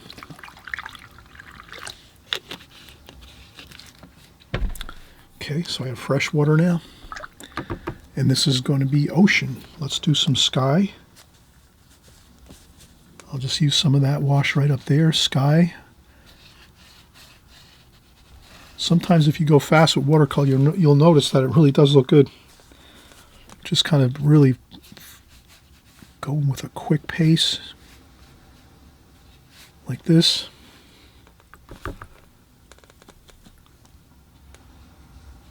Mixing in a little bit of the red and orange to tone down that blue a little bit. Sometimes tube colors straight out of the tube can be a little intense, so you want to, sometimes you'll notice it looks a little better if you can kind of tone down some of the color a little bit. Okay, this is the ocean now, here. So ocean, I like to use French ultramarine blue and sap green.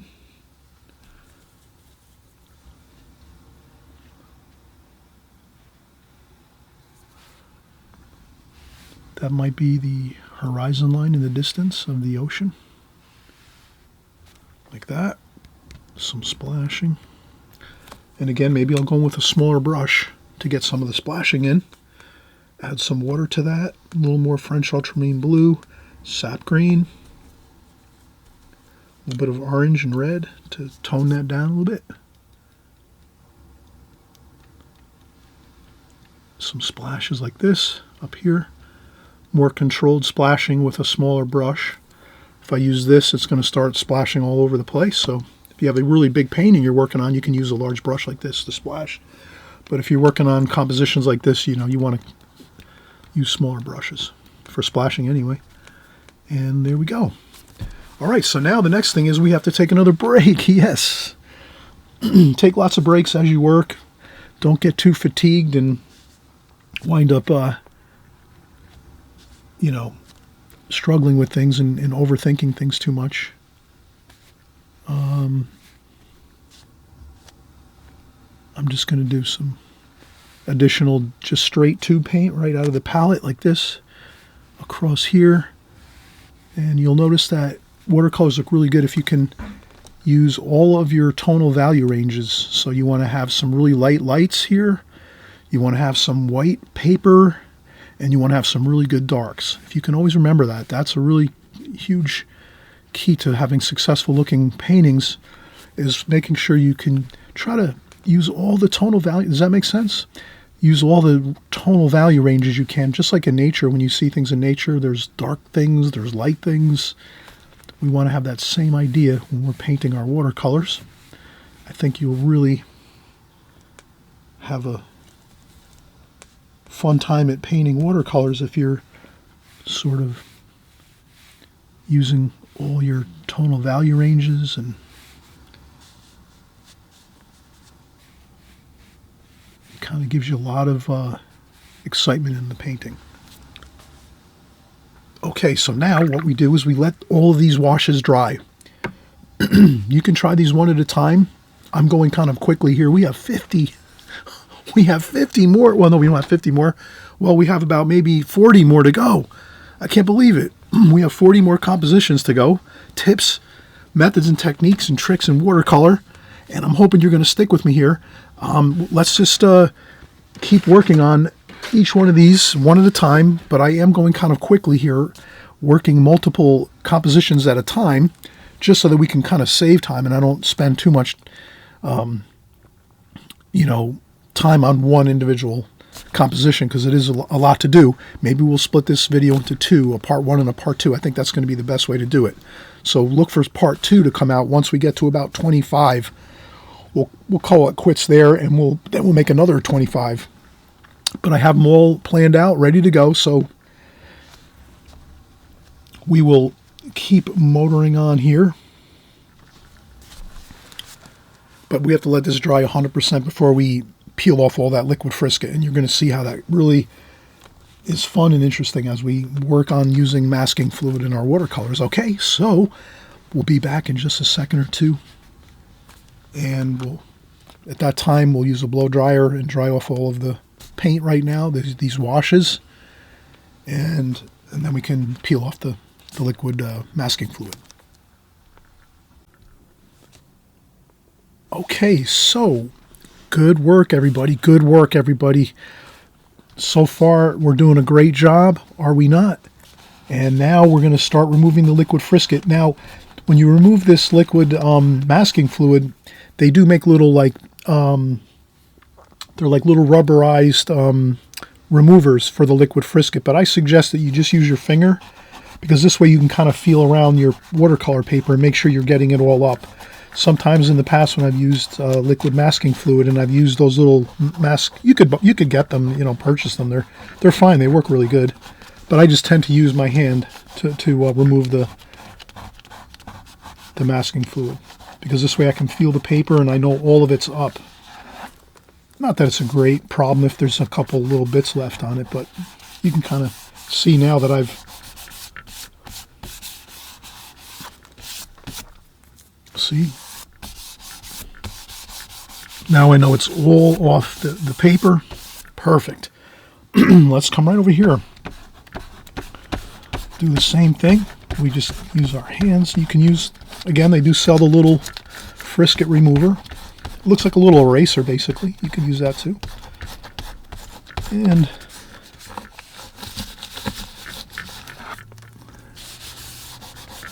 can you see how good that looks? That gives you back your white paper. So if this, and I know a lot of artists, professional watercolor artists, will use liquid Frisket if there's parts of their painting where they know they want to save the white paper, but it might be hard to do it, to paint around something. So if you have a hard time painting around something in a painting you're going to do, that's really a good time to use liquid Frisket if you want to make sure you don't paint over something. So you preserve the white of the paper. And then you'll see we're going to go back and put washes over the top of this white paper. And then the same thing here. These are the waves crashing in, the water. And I just keep checking to make sure I have pretty much everything lifted up off the paper, the liquid applied masking fluid.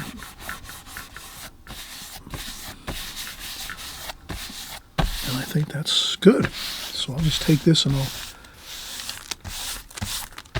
just remove this from my art table here. I have a little waste, a little small bucket underneath my table that I use. I just put all my crumbs and all that kind of stuff in the bucket. All right, so now what we'll do is we will use some of our smaller brushes here and get some of the fine details in here for these flowers. So the first thing I would do, let's start off with a fresh clean palette. So I just take a paper towel again, paper towel and just dampen up all the sections of the palette here like this, and then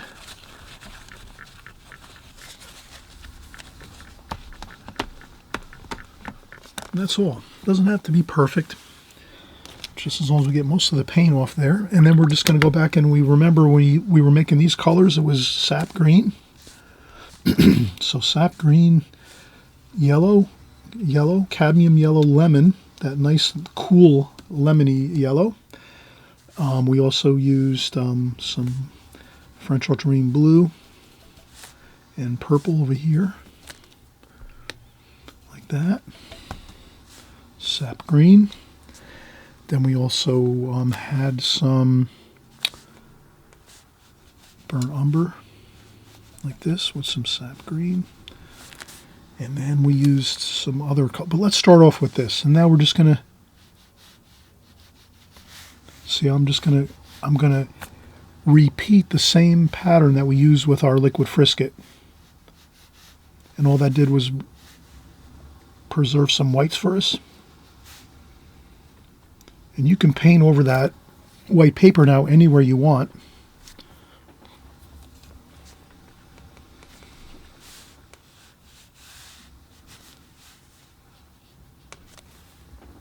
You can add in some color, some cerulean blue down here maybe, for some cooler shadows, some purple. So you have some fun with this. And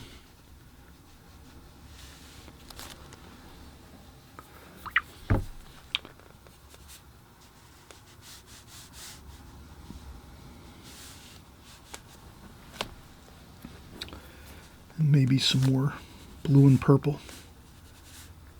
Make it even a little darker, add some burnt umber to that. So maybe you have some really dark shadows down here.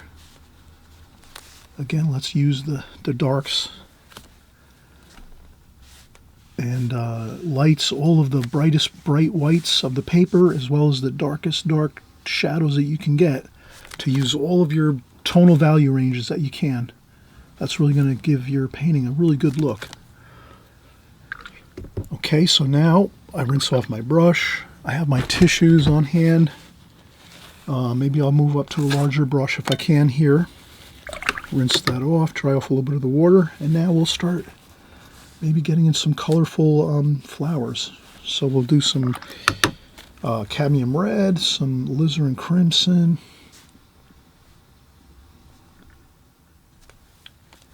There we go. And then we just add some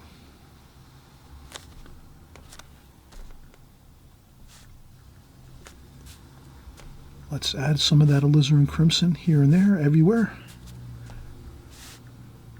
Okay, so you just want to add some of that alizarin crimson here and there, everywhere. Okay, that's good. Now we go to the next color, cadmium red. Damp brush, dry off some of the water when you rinse your brush off, and then you pick up a little bit of this. Same idea. Add some of that cadmium red here and there, everywhere.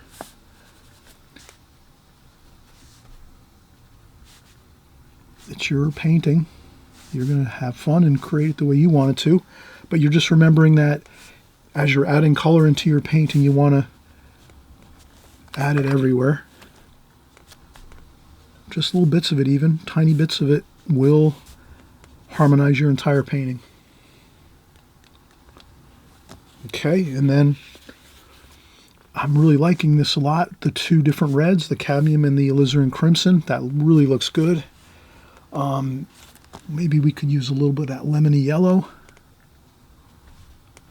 like that.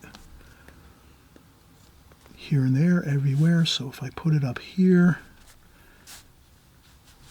I want to put it here too, and there.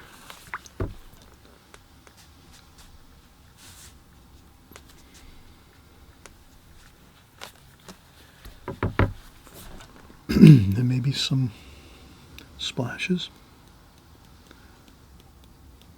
Just a little bit of splashing, tiny bit. Then we will take a needlepoint brush. We'll use our needlepoint brush here and just rinse off the brush in some fresh water to get the brush damp with some water. And then we'll come in and we'll just do some burnt umber, sap green, burnt umber, burnt sienna, a little bit of blue, French ultramarine blue, a little bit of more green. I think a little more green to that would look good. And then we just twirl the brush around, get a nice good bit of paint on there, maybe dry off a tiny bit of paint on a paper towel. And this way we just don't add too much. And then a couple of these small details like this, just flick them on. Don't take too much time with this. That'll actually cause a problem. Just kind of go quick. A couple of quick bits of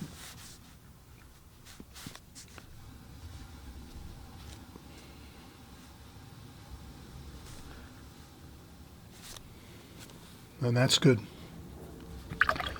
And there we can see how we've got a lot of darks, a lot of lights, maybe a little bit of French ultramarine blue into that mix there, like so. And just add a couple of darks in there. Kind of mysterious darks in there. Like that. A few down here.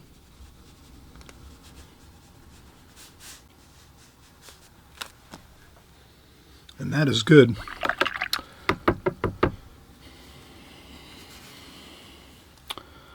Okay, now we're going to work on our second, number 8. Now I think what we're doing is we're noticing that this is a sunset behind this building. So this building's actually going to be,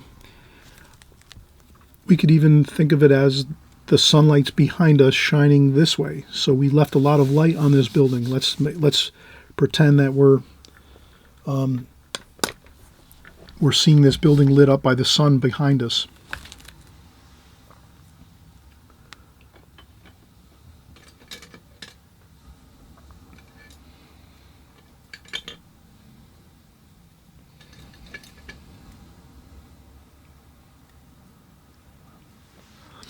I have a couple of square brushes here we can use.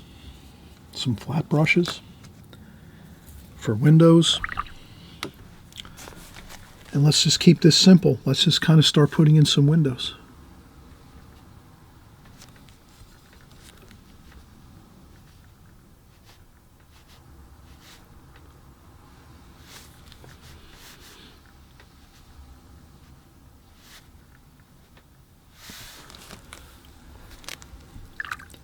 Then we can tap on some water. A little bit of just clean water. And blot up a few times.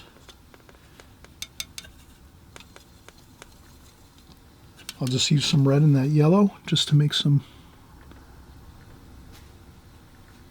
like that.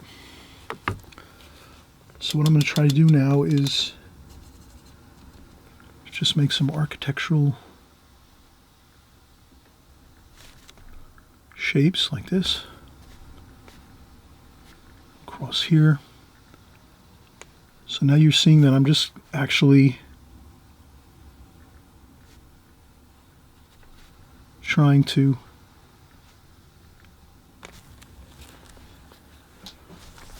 have an idea of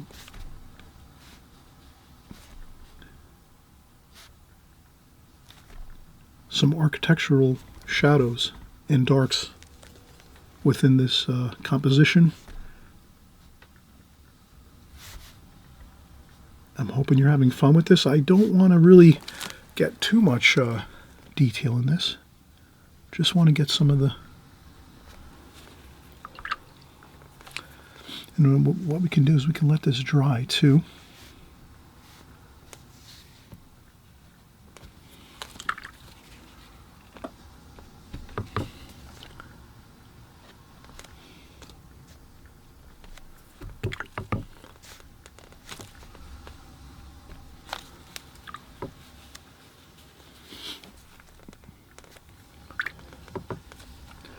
But you can see how you can actually get some really good effects by sort of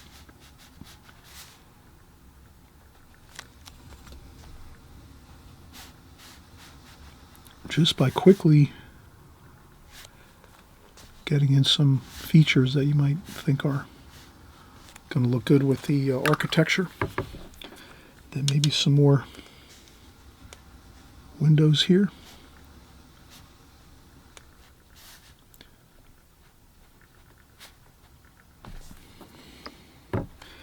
Maybe we're going to have a larger, maybe an arched doorway here. A little bit of shadow under there, like so.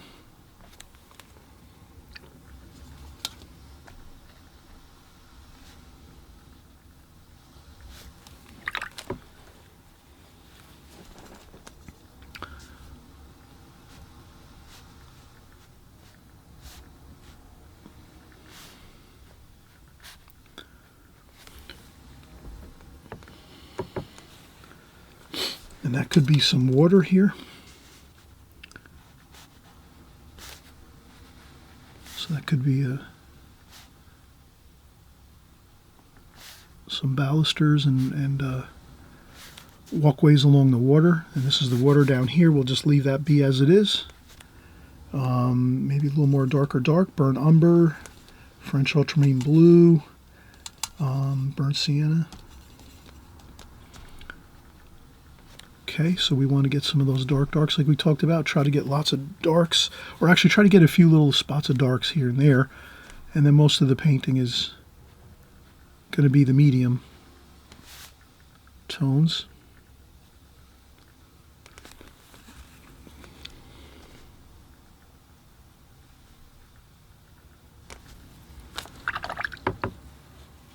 Okay, we'll let that dry.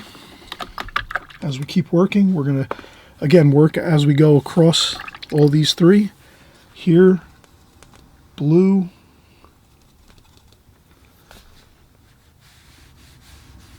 French ultramarine blue, green,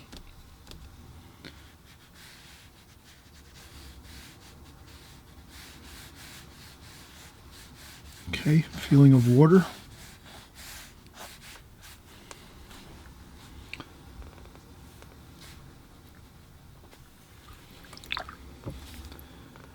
Some cerulean blue, like this. Lots of water. Splash on here. Some viridian green.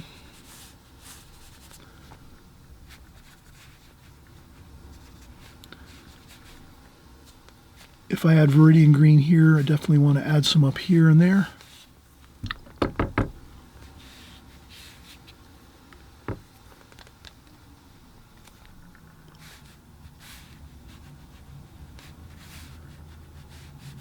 Okay, and that's the splashing of the waves. A little bit of raw sienna. A little bit of raw sienna for some warmth in this. Even a little bit of red, maybe some alizarin crimson in the painting.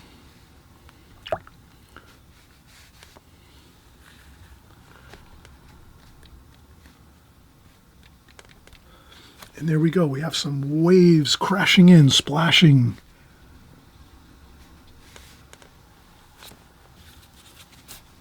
Blot up a little bit here.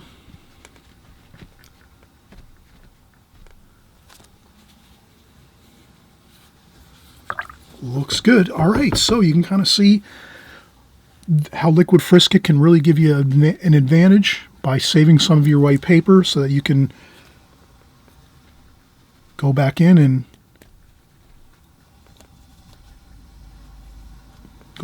get some darks in there.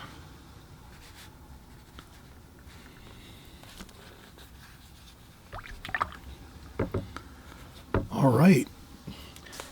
All right, so now the only thing I think I would do here is I would rinse off my brush, get a little bit of that raw sienna over here, and maybe do a little bit of some shadowing or just a little bit of more. I might put a little bit of color on the buildings, like that warmer color, like this, just to kind of like make it feel like stonework. A little bit of cooler colors here, a little bit of splashing, a little bit of that cool color, a couple speckles of that cool color.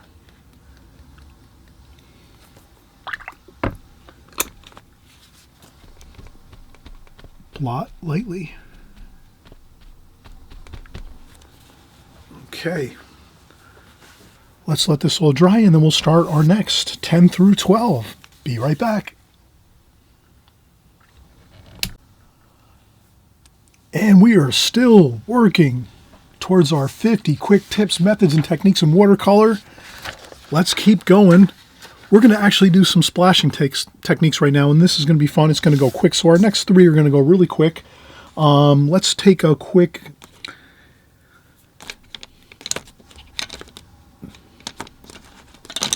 look at what we're going to do here. So I'm going to get some fresh, clean water. Again, I'm emptying my water bucket, putting out some fresh, clean water. Now, so this is kind of, I like to keep my water like crystal clear, like that, crystal clear water. So once I've worked on a few compositions, I empty my bucket, get some fresh, clean water in there. Now what we're going to do is we're going to do 3 types of splashing. Let's label them, and we'll go back and actually label some of our compositions at the end of the video. We'll kind of recap all of our compositions that we've done here. We're going to do 25, and then we'll have a second video called Part 2. So you'll look for that Part 2, which will be the last second group of these compositions, the second 25. So we're doing 25, and then our second video will be the same. The name of the video is the same. It just will be Part 2 of 2. And this will be Part 1 of 2. So here we're just going to say this is going to be tight splashing.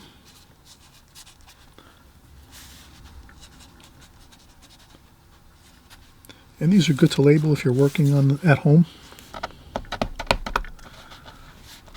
I'll peel up this tape a little bit so we have more room. And we'll call this medium splashing, and then heavy splashing.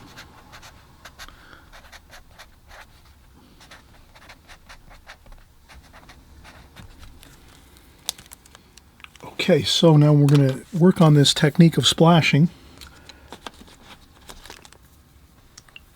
Maybe we'll use some different colors, so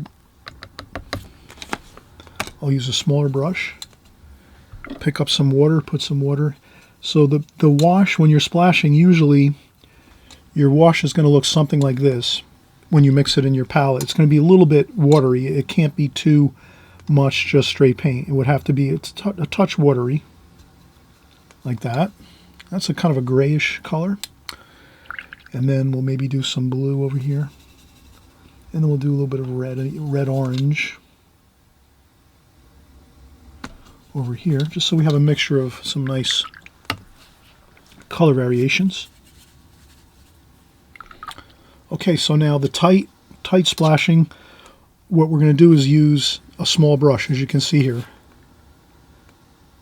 So we're going to use 3 different brushes.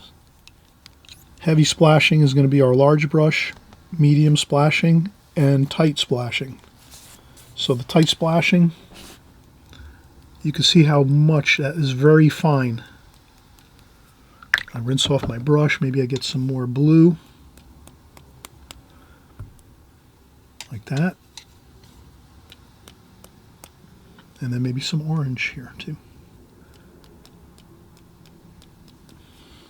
Maybe a little bit of red, some cadmium red. Okay. And maybe some viridian green. You can mix any colors you want. But that's how you can come up with some really, really fine splashing using a very small brush. And this is the number 5 Da Vinci travel brush. And the travel brushes are great. You can just take them apart like this, rinse them off, clean them, rinse them off, put them like this. There's a little hole in the top for the air drying, so it can air dry out. And you can put this in your pocket, your purse, your backpack, your duffel bag, whatever it is. If you're going to go out traveling or getaways, weekend getaways, or just outside. If you're outside where you live and you go around your local area and you might paint a little bit, these are great to have. They're really, and then when you're ready to paint again, you just open it up. And they just screw together like that, and then you have your brush. So, okay, that is the tight splashing. Then we're going to go for the medium splashing. We'll use the same colors. We'll just come in here. And you can see right away, bigger brush, bigger splashes. Larger painting, you'd use your larger brushes for larger splashes. Smaller paintings, compositions, you'd use your smaller brush. Or if you want very small bits of texture and things like that. Okay, then I'll just kind of move over here and get some blue.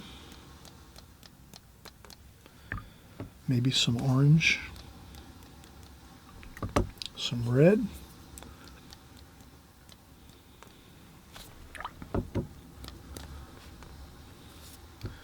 Okay, that's your medium splashing. Are we having fun or what? This is great. All right, so we're going to keep working, and it's good work. Good work, everyone. I know you're doing a great job back at home, at your studio, at your place. I know you might work at your kitchen table. You might work on a stack tray, on your easy chair. You might be working out in the backyard with a lawn chair, with a sketchbook, having a great time, getting some bags of fresh air. But we are in the studio at this point making a video for you. And let's keep going. Let's keep going here. Heavy splashing, larger brush. We'll start out with the same colors again. We'll get that grayish color. Now you can see, look how, wow, that's aggressive, heavy splashing. You might have to have your tissue handy if you have anything else anywhere else. You have to make sure you blot that up. Okay, and then let's pick up some other colors. Let's get some green and blue.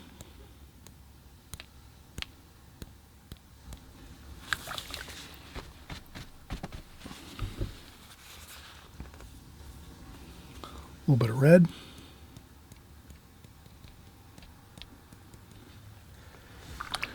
And there we have it. You can see how the larger brush with water in there, lots of water, lots of paint, you get some really good splashing effects going. Okay, so we're going to move on. We're going to actually reset up with a new sheet of paper. We're going to keep moving on into our next 6 compositions. I'm hoping you're having fun so far. We're having a great time enjoying ourselves here. We have plenty more to work on. We have actually 50 altogether, all these compositions, 50.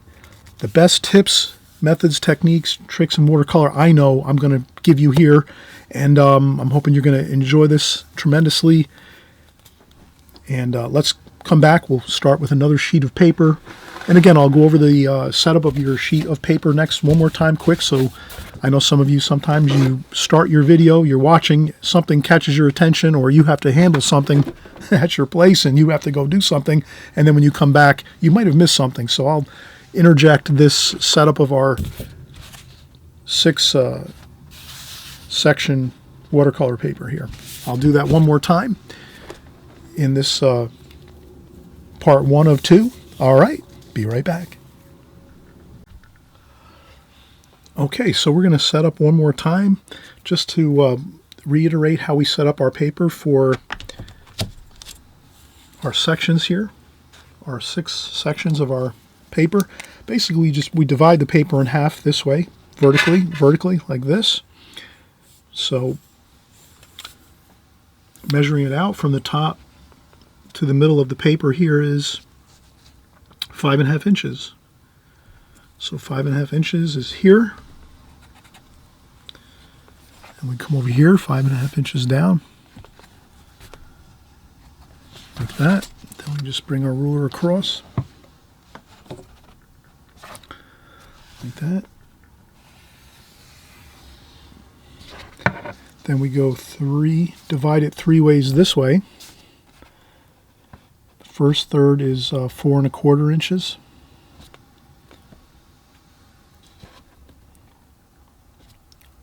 Nine and a quarter, 4.25, 9.25. Same thing over here. 4.25, 9.25. Then we just use the hash marks to line up our ruler. Doesn't have to be perfect. As long as it's pretty close, we're going to be doing just good, doing just fine.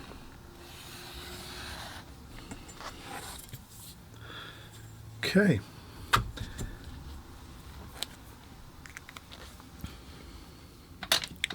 Now our next few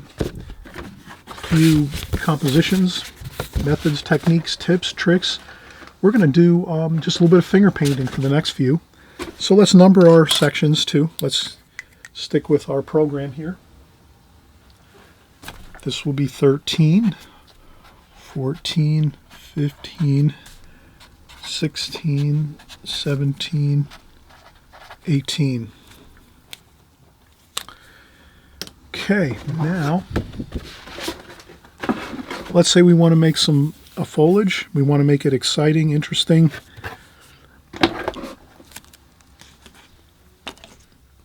We're going to say, all right, sap green. We know that's a great place to start for foliage. Some sap green. We can neutralize that color, mellow it out a little bit, dirty it up with a little bit of burnt sienna. So sap green and burnt sienna gives you a really beautiful neutralized green. You know, kind of grays it down a little bit, not too high intensity with the green, the sap green. Sap green tends to be pretty of a high intensity color by itself. You add a little bit of that burnt sienna, you have a little more of a olivey kind of green that looks really good. And then let's say we want to have some lemony yellow for some more of that brighter looking green. Then we can do that. A little bit of burnt, a little bit of raw umber to this. Okay, so now what we're going to do is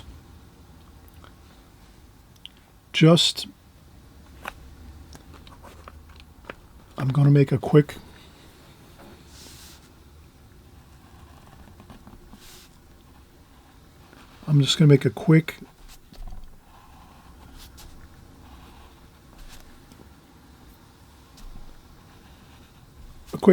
bit of pencil lines here, like a potted plant. Maybe this is we'll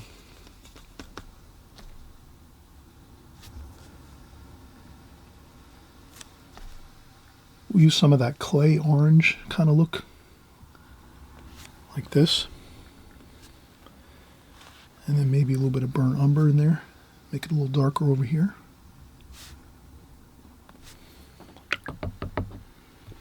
Then I rinse off my brush really well, dry off some of the water on a paper towel or a tissue, and then I just kind of slowly damp brush over this way to kind of smooth out that wash.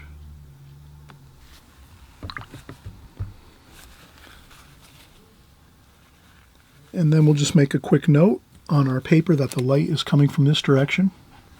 So that's our spotlight icon. You could also lift up with a little bit of blotting. I would add a little bit of cool cerulean blue into this.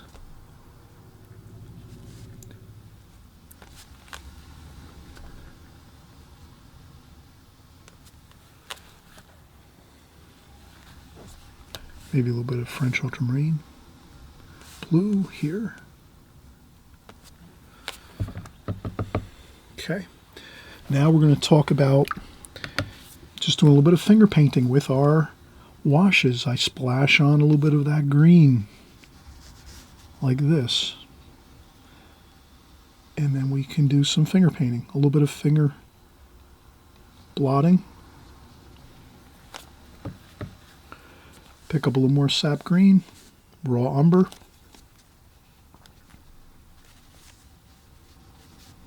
Like that.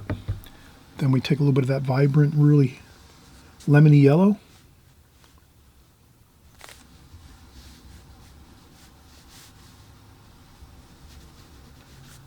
A little bit of the blue over here, shadow colors, a little bit of purple.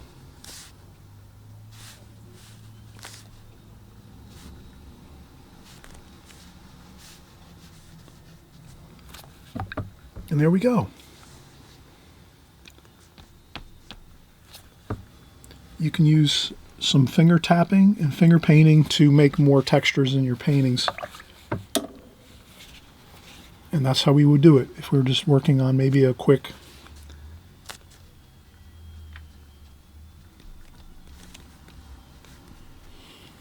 bit of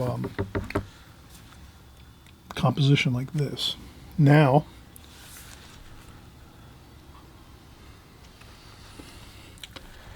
you could also do the same if you have maybe some architecture. Maybe we have a maybe a quick building facade here, street scene maybe.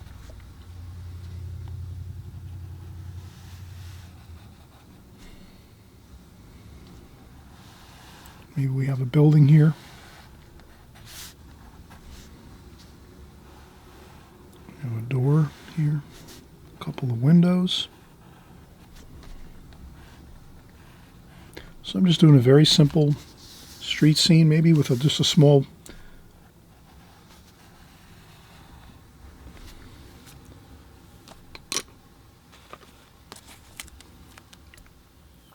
maybe we add a little sky wash to the top first, splash on a little bit of paint, and just go across like this. That's all you need to do. That's a really quick way of doing a really interesting looking sky wash within 5 seconds. Maybe I need to make it a little bit darker here because it's hard to kind of see with my lights, so I'll just do the same thing again. Splash on a little bit of blue paint, rinse off your brush and leave your brush with the water on it, and then just kind of go across the paper with your brush that has some water left in it. Up at top, it's probably a little darker up in the sky, high up, like that. We could put a little bit of sky wash on the sides over here, like that.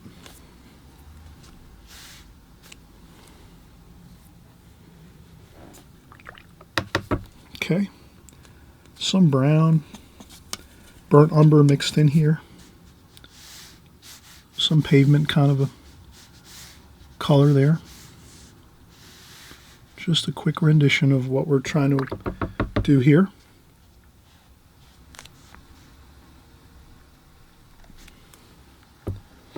And then what I wanted to do was add some texture to this building. Maybe we're going to make it some raw sienna.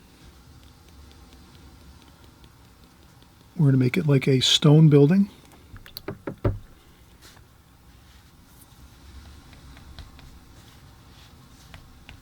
And then you finger tap, after you splash on your paint, you finger tap that. You finger tap onto that splashing of the raw sienna. You could even do some sliding like this. And that will give you a really good effect of stone like this. And then once you're completed with that, we'll let that dry. And then we'll add some shadows in the windows. But you can kind of see how you can get some really great effects splashing and finger tapping.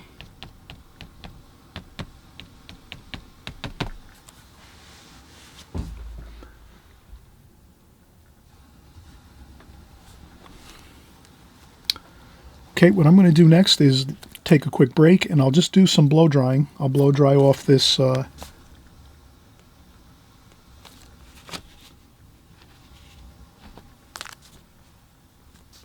these two compositions. I'm just going to do, dry these off just a little bit.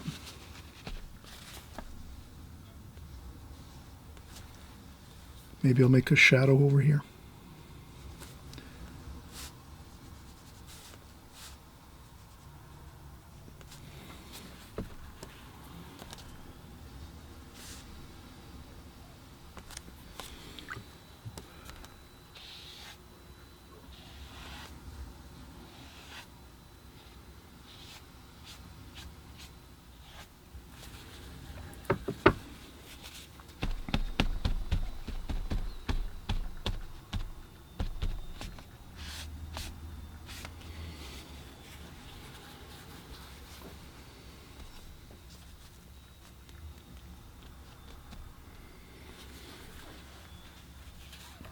All right, let's let this dry a little more, and we'll come back. We'll put in the windows and the door with some shadows, and we'll be all set. And we'll move right on to number 15.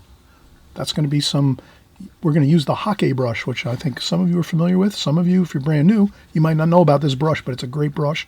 And we're going to kind of show you how you can use that to make some great techniques on your paintings. All right, so let's work in some finishing touches on these windows. We got some really nice stucco type feeling and masonry type feeling on this facade of this building by just doing some quick finger tapping and some, smudging of our paint on this facade of this building. And then we did the same thing over here. We did some finger tapping of paint over here. Give us some good effects of texture. And then here we'll just add some blue, burnt sienna, blue. We'll just do some,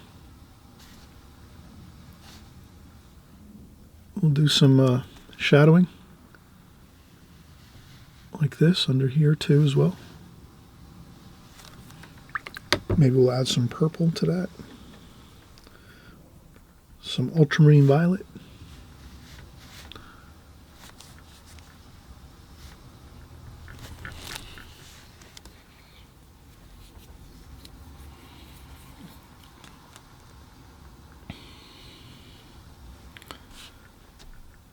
A little bit of shadow looks pretty good under there, like so.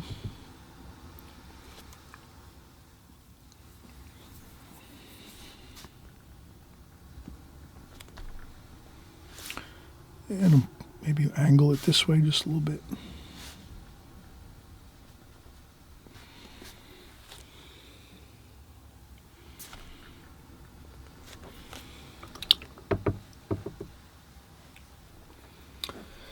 And while this sets up a little bit, we'll let that kind of set up and dry a little bit, the shadowing underneath the cornice of this building and also the windows and door. Let us start over here with the Hake brush. I wanted to mention that this brush is similar to the fan brush, just can cover a little more ground. And this happens to be the Ron Ranson Hake brush. You can get that at Cheap Joe's Art Stuff, or you can get it on also Amazon. So what I do is I dip that brush into water, clean water, soak the brush hairs. Then I take the brush and I splay out the brush hairs like this, like that. And then you can always take your brush, set it down for a second, and then you mix up your paint over here. So we'll get some sap green, a little bit of burnt sienna, some cerulean blue over here, maybe a little more alizarin crimson over here.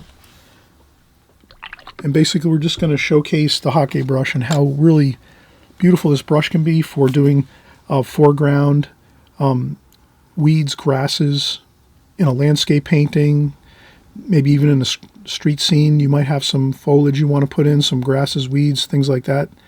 Flower paintings you might be able to use this in. But let's just grab some paint. Get the brush hairs loaded up with lots of paint like this, and then we're just going to show you how you can do some amazing, look at that, how good that it looks. Wow.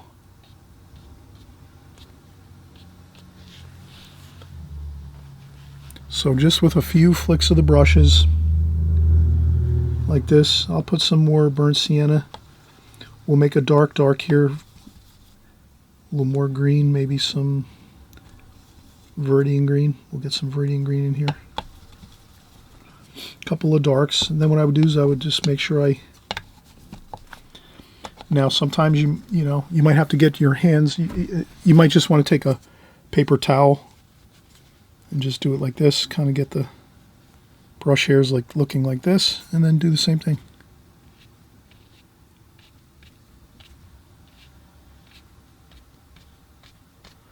But as you can see, you can do really thousands of beautiful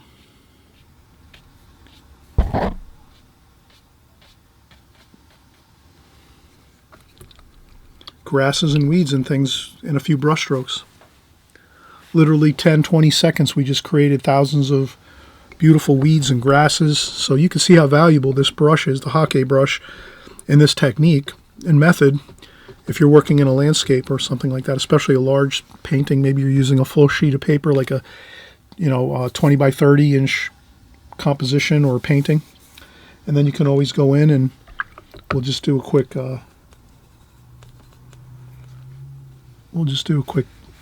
grass.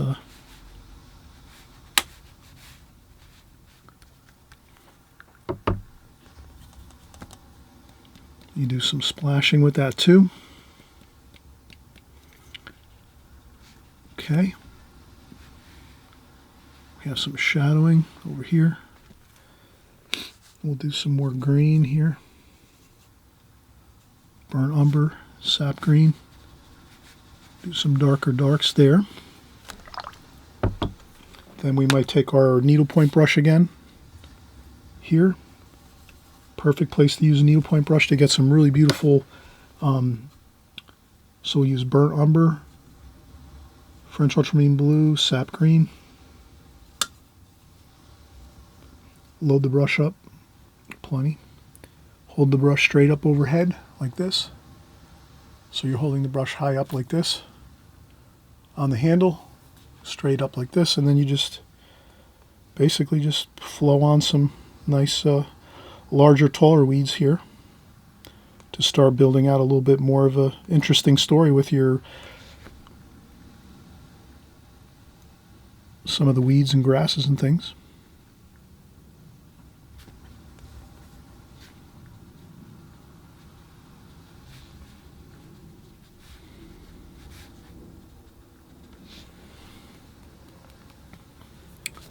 And there we have it.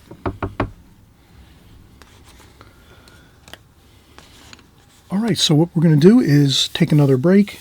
We'll come back. We're going to start on number 16. And I think 16 we're going to use, actually we can work on 16 right now.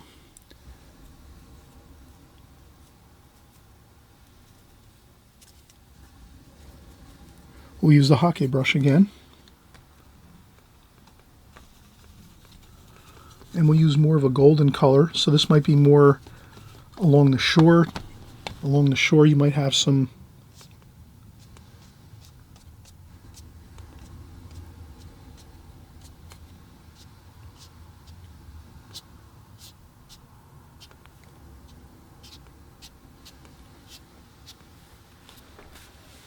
okay, this might be near the shore, lots of wind.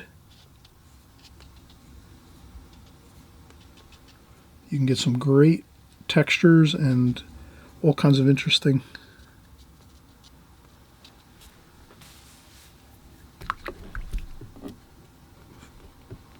forms. And then here I would finish up with maybe the our medium brush here, a little bit of blue. So I'll splash on a little bit of blue here, cerulean blue. Keep the composition warm and cool. Like this, maybe a little lemony yellow.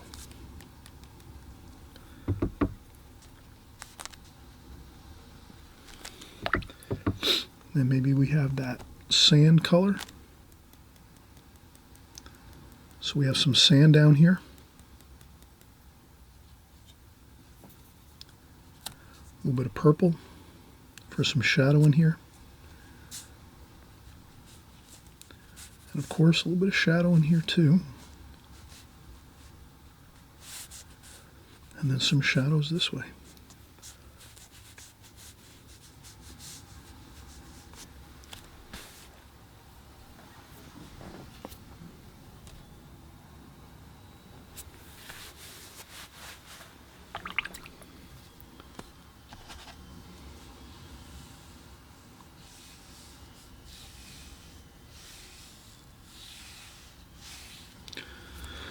And a little bit of sky wash there. Super quick. Leave a little bit of white paper in there. A little bit of orange, touch of orange toward the bottom of the sky. The sky is always warmer at the base where it meets the surface of the Earth.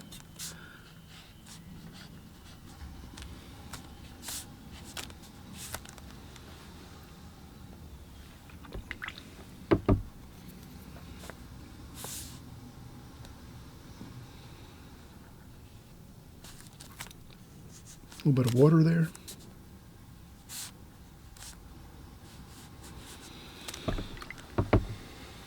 A little bit of viridian green.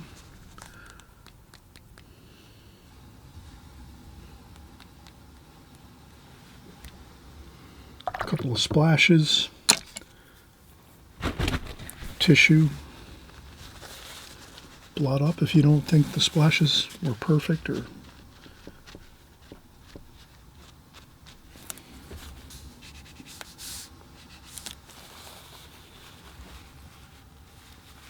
all right, now let's take a quick break. This looks like it's almost dry, so we can add a little more detail to this composition. So sometimes we're going to work forward and backwards as we go through these compositions. Hope you'll have a fun time doing that also, too. You can kind of see how watercolor, one of the most important things about watercolor is the drying time of when you're working on your sheet of paper and your compositions and your paintings. Sometimes you have to let things dry and then go back in and work on a section of your painting here and there as you go. So it's all a matter of time. Give yourself plenty of time to learn the watercolor medium. It's not something you're going to learn overnight. It takes years and years to get really good at watercolors. There's no question about it, because there's a lot of things that affect your watercolors, especially drying time.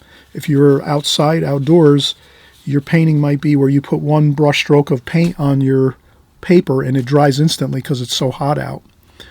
Other times, if you're working in a cool area, like maybe inside your house, there might be it might be winter time and it's really cool, and you'll work on your painting and everything will take a long time to dry. So that's one of the keys of learning how to paint watercolors. You'll just keep this in the back of your mind. Does this make sense? Keep it in the back of your mind that drying time is really one of the things that gives a lot of people difficulty with watercolor, because, you know, your washes might dry really super quick in one situation, like if you're outdoors painting or if it's really hot. If you have the heat on in your house and it's really hot, let's say in wintertime, that's one situation. All of a sudden your paints are drying really fast and you want to go back and touch up something and it's really hard because it's already dry. Or it could be really, really cool. It could be in the summertime and the air conditioning's on and it's really cool in the house or in your studio, wherever you're working, or outside. Maybe you're outside and it's really cool out in the fall or wintertime, even if you're painting.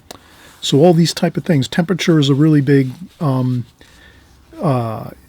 it influences your or it affects your watercolor painting a lot. The temperature of how warm it is or cool it is wherever you're working, as well as the humidity, but more or less the temperature, and as well as sunlight too. If you have sunlight shining on your paper when you're painting, it literally dries in 5 seconds. You'll put a little wash of paint on your paper, and if you have sunlight shining on your paper, if you're outdoors and it's summertime, you literally will paint a section maybe half the size of this, or not even, maybe 1/4 of the size of this section right here. You'll paint 1/4 of that section and it'll be dry instantly because it's hot out, summertime, and then you have sunshine shining on your paper. So a lot of times watercolor artists will duck under the shade somewhere, someplace where they can paint in the shade so that it cools off the temperature of their paper and their painting as they're working. So just a little tidbit of information as you go, but let's keep working on these. Let's move on to number 17, and we might even backtrack a little bit over here just to touch up a few of these things here, but I think we're pretty good going forward. I just want to touch up a few things on this building here that we created, which is more like a street scene, and I think these are pretty good. We could add a little more detail to this, I think, as well as this, but let's see how it goes. Let's come back, though. We'll take a quick break and start up again. All right, so we're continuing to work on through this painting series here, these series of 6 compositions. Again, we're covering 50, not 10, not 20, not 30, no, not even 40, 50 methods, techniques, tips and tricks in watercolor. Quick compositions here. We're going through a lot of these quickly, so you'll be able to pick up a lot of information fast.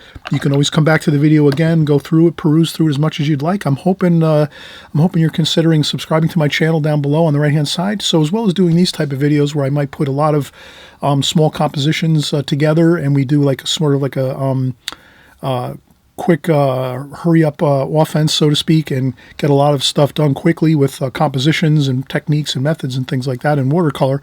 We're also doing beautiful paintings. We're doing seascapes, landscape, flower paintings.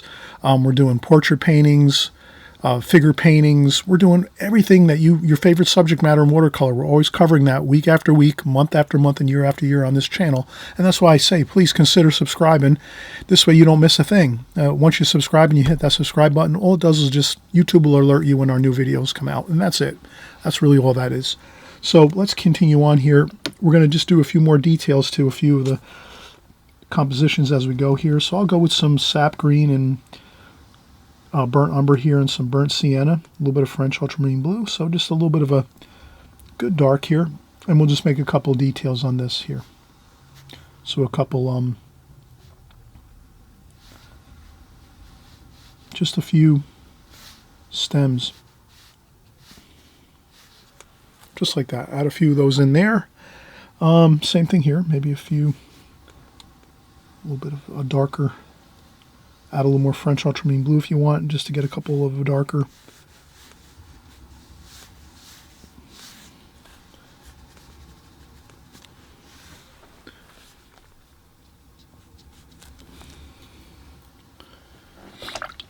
Okay, and then maybe we'll use some of that titanium white again. We talked about using titanium white to get some lights into your painting after you've kind of completed your painting and you're thinking you might need to add in a few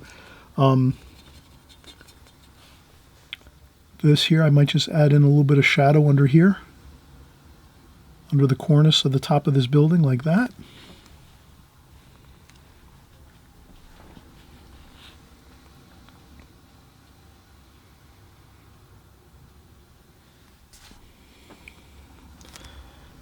There might be some reflected light in this. So the light's bouncing up off the ground and lighting up this underside of the cornice, but yet you have your darker shadow under there. The cast shadow underneath the cornice, like that. And then sure enough, let's use some white. You could take some of that titanium white paint, make a few panes here on the window panes here, like that, for the door, maybe. Also, too, for this window, like that. And what that does is it gives it more of a feeling that it reads correctly.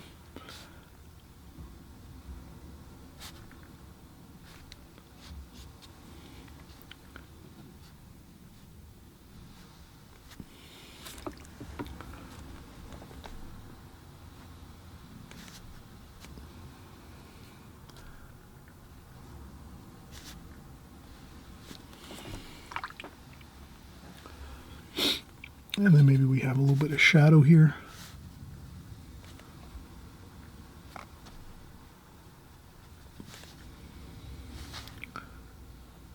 A couple of details on the door, maybe. That can really be helpful.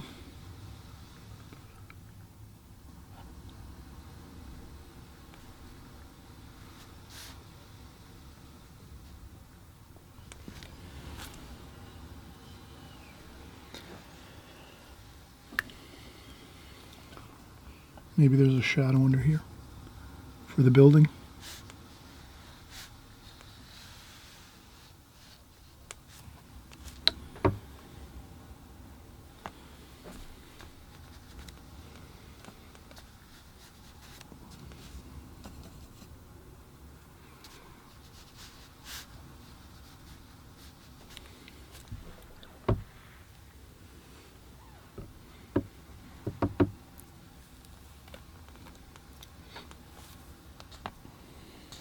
And then again, you can also do a little bit of, a couple of splashes.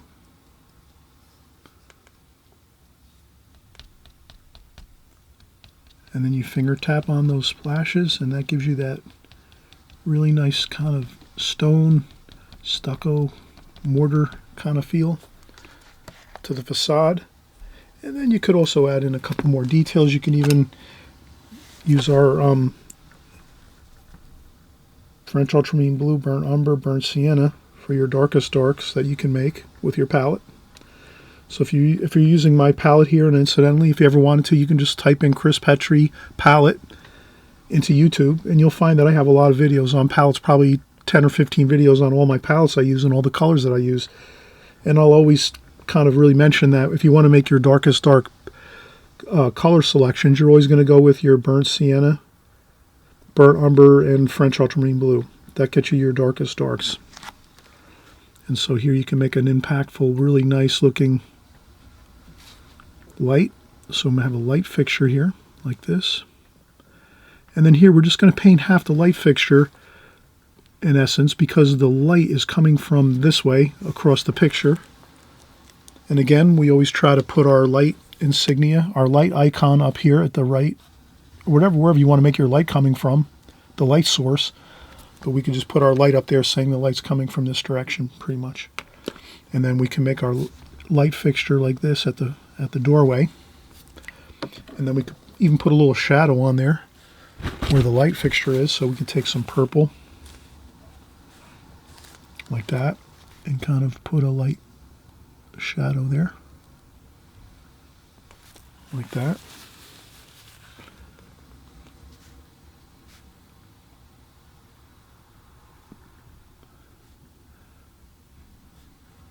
And there might be a little bit of we might have a little bit of a sill under here, like this.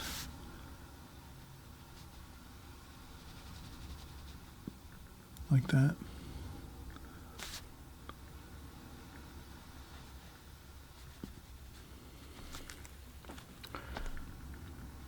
Maybe we'll make it.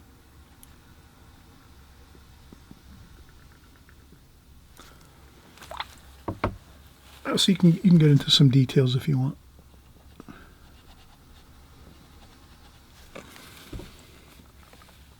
But that should be fine. Maybe a door handle on here. Take a dark here.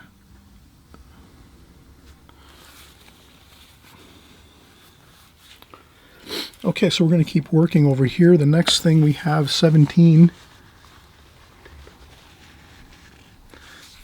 This one's fun. This is really taping our horizon lines in our painting. So let's say we're going to do a seascape. We'll take this for example, this next one. We're going to use some artist tape, some drafting tape. And we'll take our tape and we'll pretty much, we'll just kind of decide for ourselves where do we want to have our ocean horizon line. So I'm thinking maybe 1/3 up from the bottom of the painting. That's going to be our horizon line for our ocean. So I'll just take my tape, put it there, 1/3 up from the bottom. Put our tape here, like so. And then we can just start by mixing a really nice green and French ultramarine blue for some distant ocean color. And we'll just go right across the top of the paint, right over the top of the tape. Put some burnt sienna in there too. Make it nice and dark. Like this. That's going to be our ocean. And then as we make our ocean closer to us, we're going to make it more bluer and a little bit lighter. So it's darker out in the deep ocean. And leave some whites in there. Leave some white paper. Like that. Leave some white paper for waves coming in, crashing waves coming in. Like that. And then some more Viridian green. Yeah, wow, isn't that great? Viridian green. It's that beautiful turquoisey green. And you put that closest to the shoreline. Yes.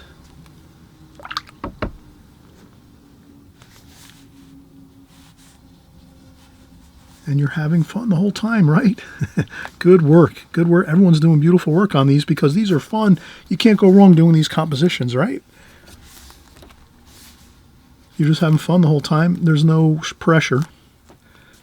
like we're trying to create a great painting or anything like that. We're just practicing the fundamentals of the medium of watercolor, and then maybe we'll just put a touch of sand color here, which is some raw sienna with maybe a little bit of alizarin crimson. That doesn't, that looks fine if you have a little bit of alizarin crimson in your sand color. A couple of splashes of alizarin crimson, like that. And that's our sand for our beach right there. That meets up with the water. And then again, we talked about this is the using tape to create your horizon lines. So now you just look at this and say, look at, wow. You just peel up your tape on a 45-degree angle like this, really slow and carefully. The key to using tape when you're using tape for your watercolors is using either the what they call trim tape. You can get it at the big box stores, like the big Home Depots and Lowe's and stores like that, or your local hardware stores. They carry like tapes that they call like a low tack tape, trim tape they use for trim for the houses. When painters are painting trim in the houses, they use tape that's really very, very easy on, it doesn't tear up anything. So this here, if you use drafting tape or low tack tape, you can tape on your watercolor paper and it peels up real easy like that. You would never want to use duct tape or masking tape. You want to use the really light, they call it frog tape. It's called frog tape. That's a brand of tape that really is very, very low tack. Comes in different colors like green, blue, orange. But you just want to make sure it's low tack, not too much adhesive on it. This way it doesn't tear up your paper. So now that you have your distant horizon line for your ocean there, which looks absolutely beautiful, then all we have to do is add a little bit of cerulean blue for our sky.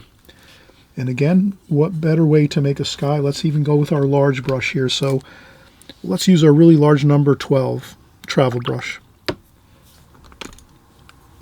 I'll rinse. This is very murky. You can see the water right now. Very muddy, murky. Let's empty that out. When you're doing skies especially, always use your fresh, clean water. Okay, and then what I'll do is I'll take that blue and some of the Viridian green, splash on a couple of splashes here and there, like that.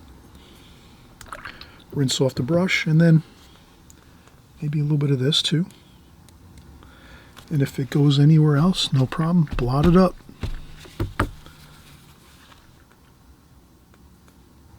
French ultramarine blue. Start out with a darker sky up this way, like that. Start out dark at the top of the sky.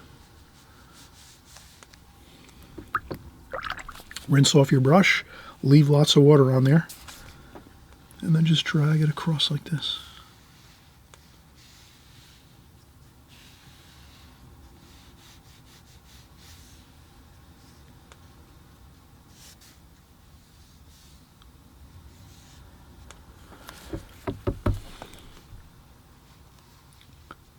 Watercolor is a medium that really will do a lot of the work for you if you're just really like aware of that kind of idea that watercolor is user friendly. You just add a little bit of water,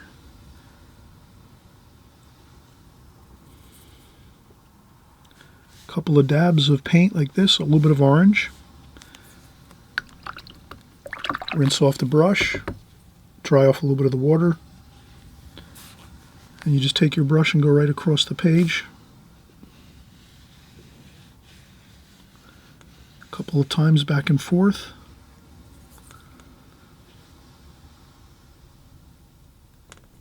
And that's it.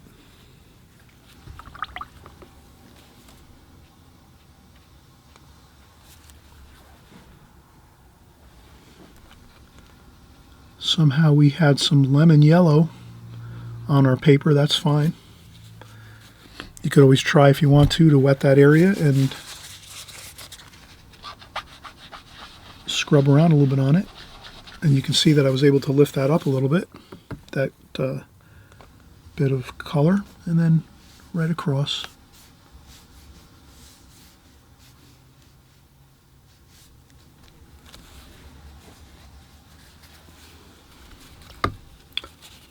And then if you have some of your wash backing up into your sky a little bit, you can just take a paper towel, crease it tightly, and then just take it and rest it and press it on the paper.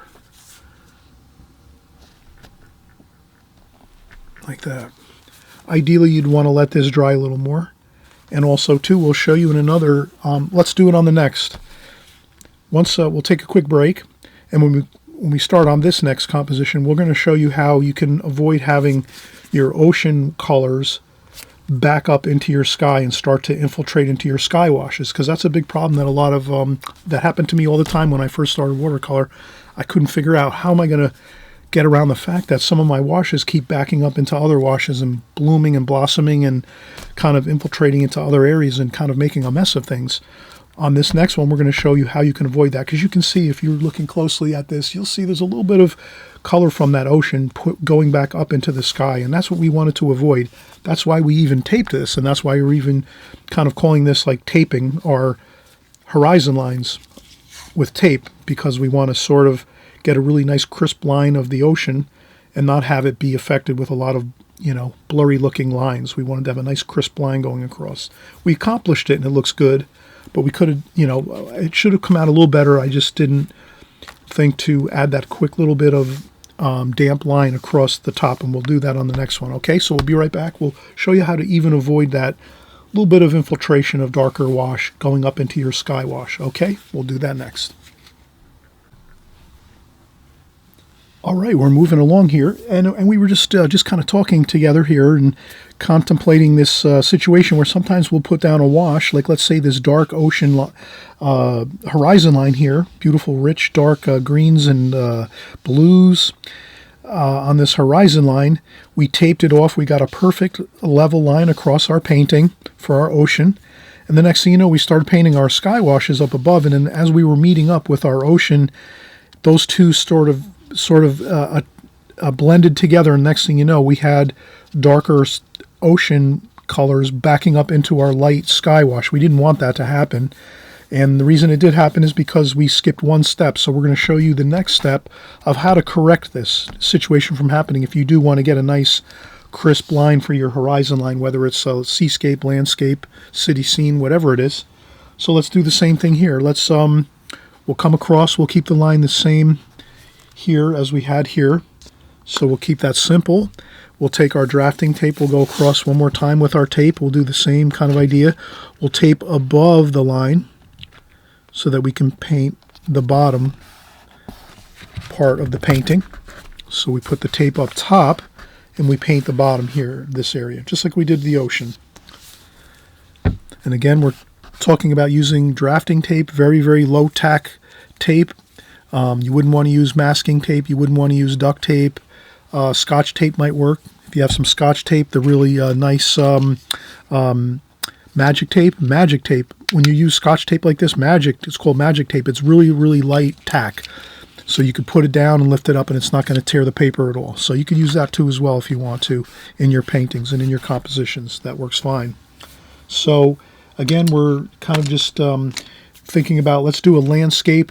Let's make it a horizon line like so. Let's make it some purple, distant purple and green colors here for the across here, like this, like that. A little bit of more ultramarine violet. Get some of that violet color in there. Looks good. All right. And then as we come forward here,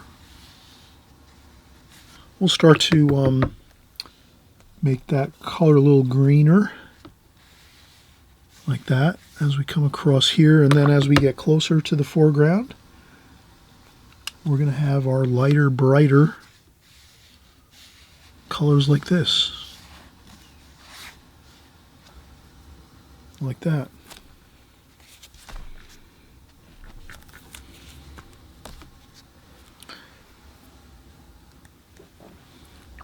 And maybe we add a couple splashes of some warmer color even yet, some reds.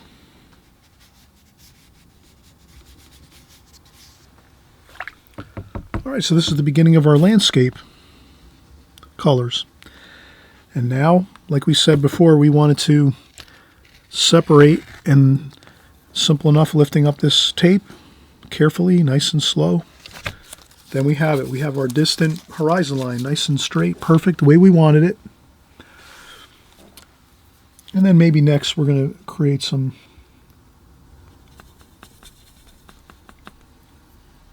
maybe we'll have some bluish trees here.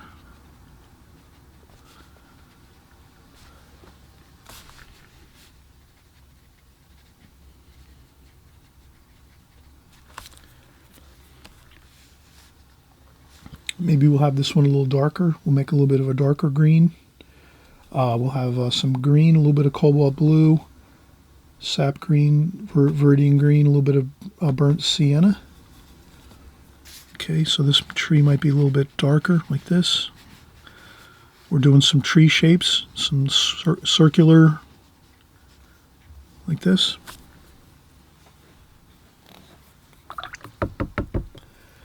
Maybe a little bit of purple for some shadowing over here.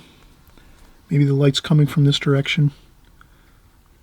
So we'll put some shadowing over here. Same over here, maybe a little bit of shadowing. Just to kind of set that pace of having some shadow in there. Okay. And this one might come down into the foreground a little bit here. Like that.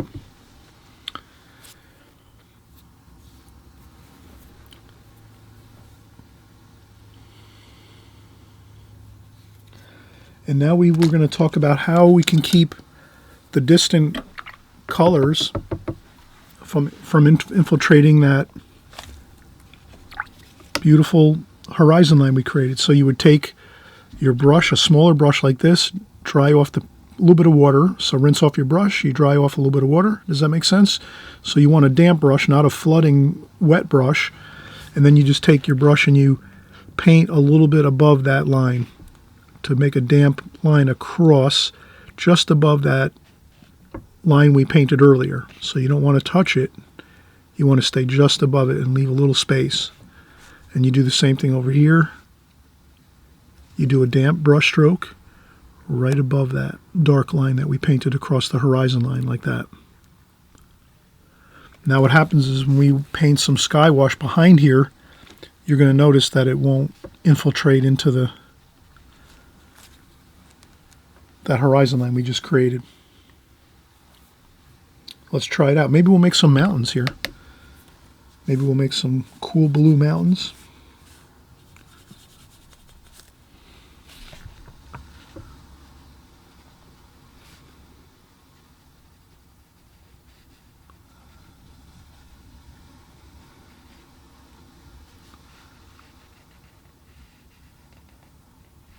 And you see how that gives us a lot of control there. That water is not, our washes are not flooding down in this lower section here. You'll see that little bit of white paper there. That's where we left that dry paper there.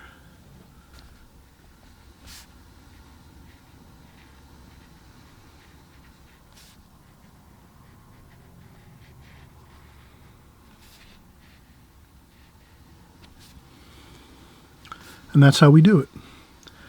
So on here, we missed that step. We missed that step of putting a little damp, fresh, clean water, damp water across right above that line there. And now we have established that dry paper right on top of this darker wash here on the bottom once we lifted up the tape. And now you can see how we have a really nice line across there where we're not mixing and mingling the washes together. And then, of course, let's add a little sky wash to it. And again, we'll do the same thing. We'll splash on some splashes like this. A little bit of a darker wash up top. take the brush, load it with some water, and just go across and do this a couple times across like that.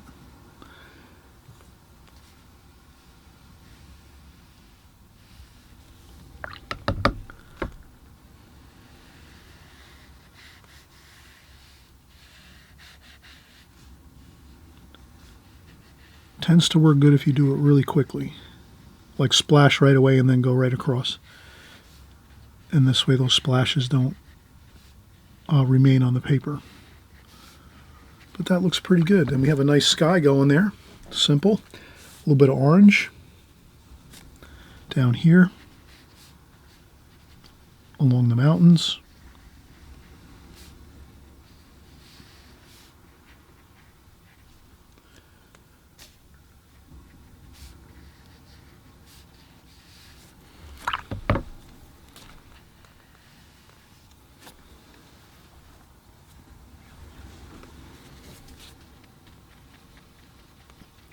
And sometimes I'll blot up a little bit of paint or water. You can make some clouds too. You take your paper towel or tissue, you do some twists like this. You could put in some clouds.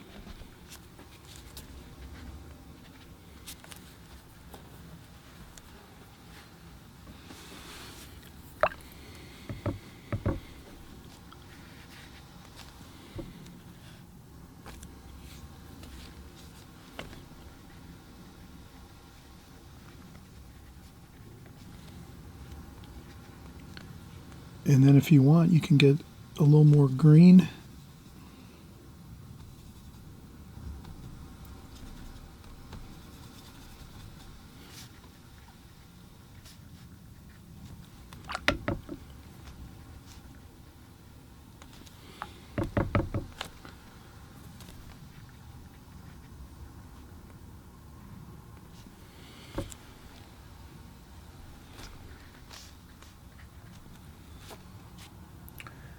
And then once this dries, you could add in some branches and limbs and things. We'll do that next. We'll just have to use a little bit of a break. We'll take a quick break for about 5 minutes, and maybe I'll take the blow dryer, do a little bit of blow drying here. And you could do a couple of finger taps too here, just to get a little more texture into your trees in the foreground if you wanted to, like that.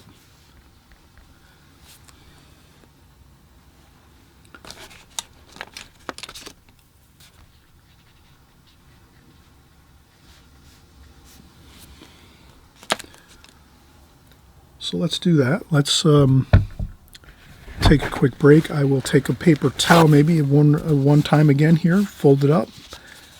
Maybe I'll get a little bit of a straight line across here. All I got to do is just press on the paper towel like that, and I get a nice straight line.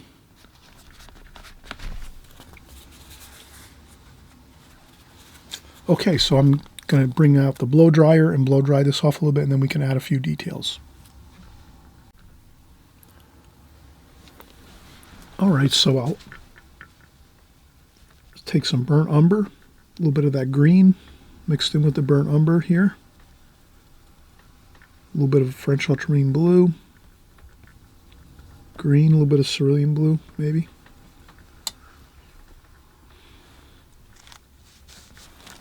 And then maybe I'll take a little bit of paper towel or tissue, just dry off the brush a little bit. I don't want too much paint on there. And I'll just do a few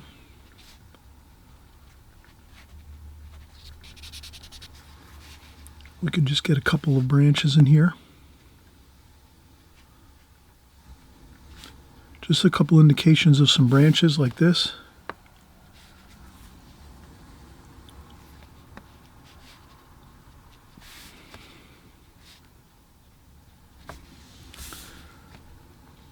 Definitely helps to tell the story of these beautiful trees and this landscape. Maybe another couple of... I would kind of keep these a little more simple. I wouldn't put too many branches or anything over here on this tree in the distance. That one might just probably stay as is. And again, we're kind of doing our compositions here, explaining some of the techniques.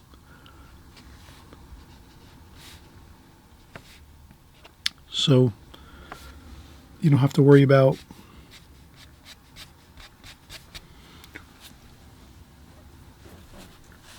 you don't have to worry about every bit of detail here. We're not trying to create for this particular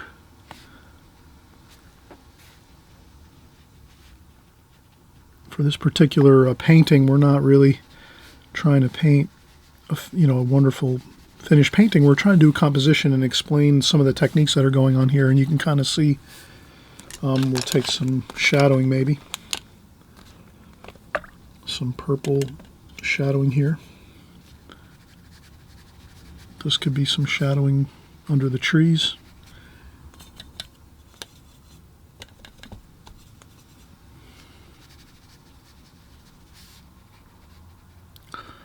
Like that, if the trees are kind of casting a shadow along the landscape here.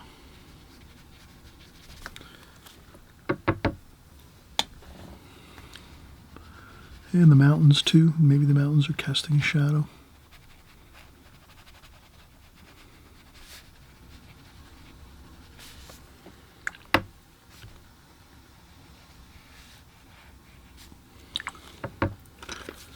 And again, you can lift up a little bit.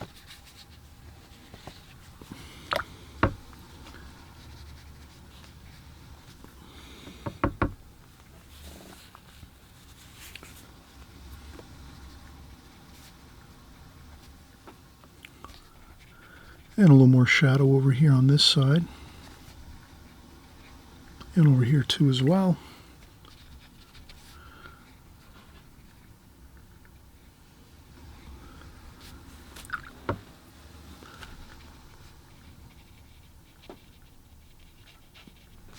And that should be good. Just again, we were trying to get that feel for taping our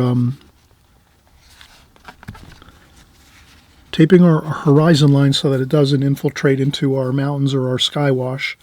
So we've done a good job of that. We haven't let it infiltrate too much. It's kind of nice, crisp, clean line going across. Whereas here we had a little bit of that water, ocean water, infiltrating up into the sky wash. So that's kind of what we wanted to show here for 17 and 18 on our compositions, is using tape to get your horizon lines in your painting, and how you can use the tape to actually really create a really good advantage of separating those lines between nice crisp lines between different changes in the three-dimensional qualities of your paintings as you're going back into the distance into your painting, from foreground to middle ground to the far distance and so forth. So we're going to keep going. We have 18 and we have another 6 to go, and then we're going to break the video down again into 2 parts. So always remember, look for part 2. We'll name this part 1 of 2, and then we'll have another part 2 of 2. So this way we could break the video down into 2 sections. We're already 3/4 of the way through this first video.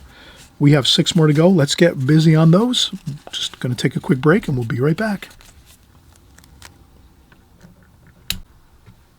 All right, so we are going to finish up our 13 through 18 compositions here. Our 50, we're on our way to 50 quick tips, methods, and techniques in watercolor. And we're going to do a 2 parts on this. So the first 25, let's say, we're going to have part 1 of 2, and then we'll finish up with the last 25, part 2 of 2. So look out for those that next video coming up, part 2 of 2. I thought to myself, let's finish up maybe here. Most artists, and I'm sure you're going to be kind of thinking the same, a lot of times you want to add a little something extra to your paintings when you're working. So that's always the case. We just have to make sure we try to... So I'm going to add a chimney to this small commercial building here.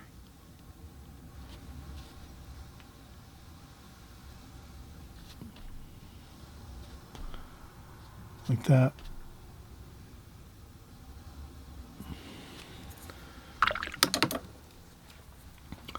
And then maybe I'll just add a touch of blue for some shadowing. Purple and blue maybe.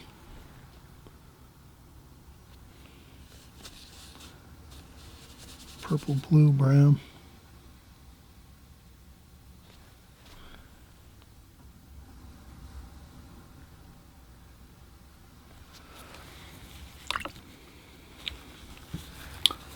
maybe a touch of ivory black and brown. And maybe we'll just make a little smoke there like that. Okay. We're always going to want to do a little bit extra here and there. That's totally normal for when you're an artist. You're trying to always bring as much excitement and interest into your paintings. So I figured I'd add just a little something to that storefront here. And let's continue on here. So we're going to move on to the next 6, and that should get us to the halfway point of the 50. And I'm going to set this aside.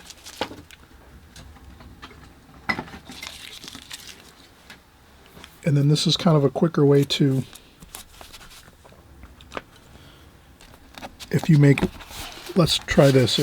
The best thing, if you can, is to create one like template, your first template for your space divisions, for your 6 space divisions. Take that, and then you take your paper and you put it over the top of that, and you can see through it if you hold it up to the light just a tiny bit, like if you hold it up to a lamp or the light or a window, and then you just make little hash marks so you're using your template. And then once you do that, you'll have the hash marks. You'll be able to create those real simply. And then from there, we just take our Sharpie marker. First thing we'll do is we'll set down we'll permanently tape our, and we were saying before, I'm sure all of you're doing a great job here on this video. You're following along, catching on to all the interesting things we're doing here. So we talked about just having our paper always taped down, or our sketchbook, whatever we're working with. We always want it taped down really well to whatever working surface we're on, so this way the paper doesn't shift or move when you're painting or drawing, because that would be a big problem. Especially if you're painting and then your paper moves on you when you're least expecting it or something, and then next thing you know, your brush strokes are painting over an area that you don't want it to happen. So that's why we always say we'll always tape down our working surface. And then we're going to have our ruler here. We'll just put our ruler down and make sure we're going to go right with those hash marks we traced just a second ago, like that. And then halfway on this, there's the 2 hash marks right there and right there. We'll go across like that. And then we're going to just keep the numbering system going. So we left off at 18, so now we're going to have 19, 20, 21, 22, 23, and 24. All right, so the next grouping of our compositions here, where we're doing our tips and methods and techniques and tricks in watercolor, so that we have some really good information going forward. So when you're painting, if you're brand new, welcome again. It's great to have you along. If you're brand new to watercolor, you're going to be focusing on these a lot, because these are like some of the real fundamentals of watercolor, where you can learn a lot of basic small thumbnails of things you can practice on an ongoing basis. And then when you go into do a painting, you're going to be recalling back to all of these compositions that you've done. You can even save all of these, number them, save them, and then take them out when you're doing your paintings. If you're going to create a painting, if you're working along with this on our weekly basis, and you can just use those and remember back, oh yeah, I remember I did this, and then we did that. We splashed, then we dragged the brush across and got a nice sky wash really quickly, or we added some tape to make a beautiful horizon line, nice crisp line, or whatever it is. We're just going to keep going here, and all these small items that we learn in these compositions are going to be all parlayed into our future paintings. So the next we have on the list, we're going to use, so really this is going to be fun. We'll use some salt. This is something not everyone uses. I've used this in the past. I'll still use it in the future as I work forward in my paintings. So we're going to use some salt and see the effects we can get with that. So we're going to start out. Maybe what I'll do is I'll start out and I'll label these. So this one's going to be table salt. Table salt. And then we're going to have sea salt. And then the last one we're going to use kosher salt. And each of these salts get thicker and heavier as we go across these compositions. Okay.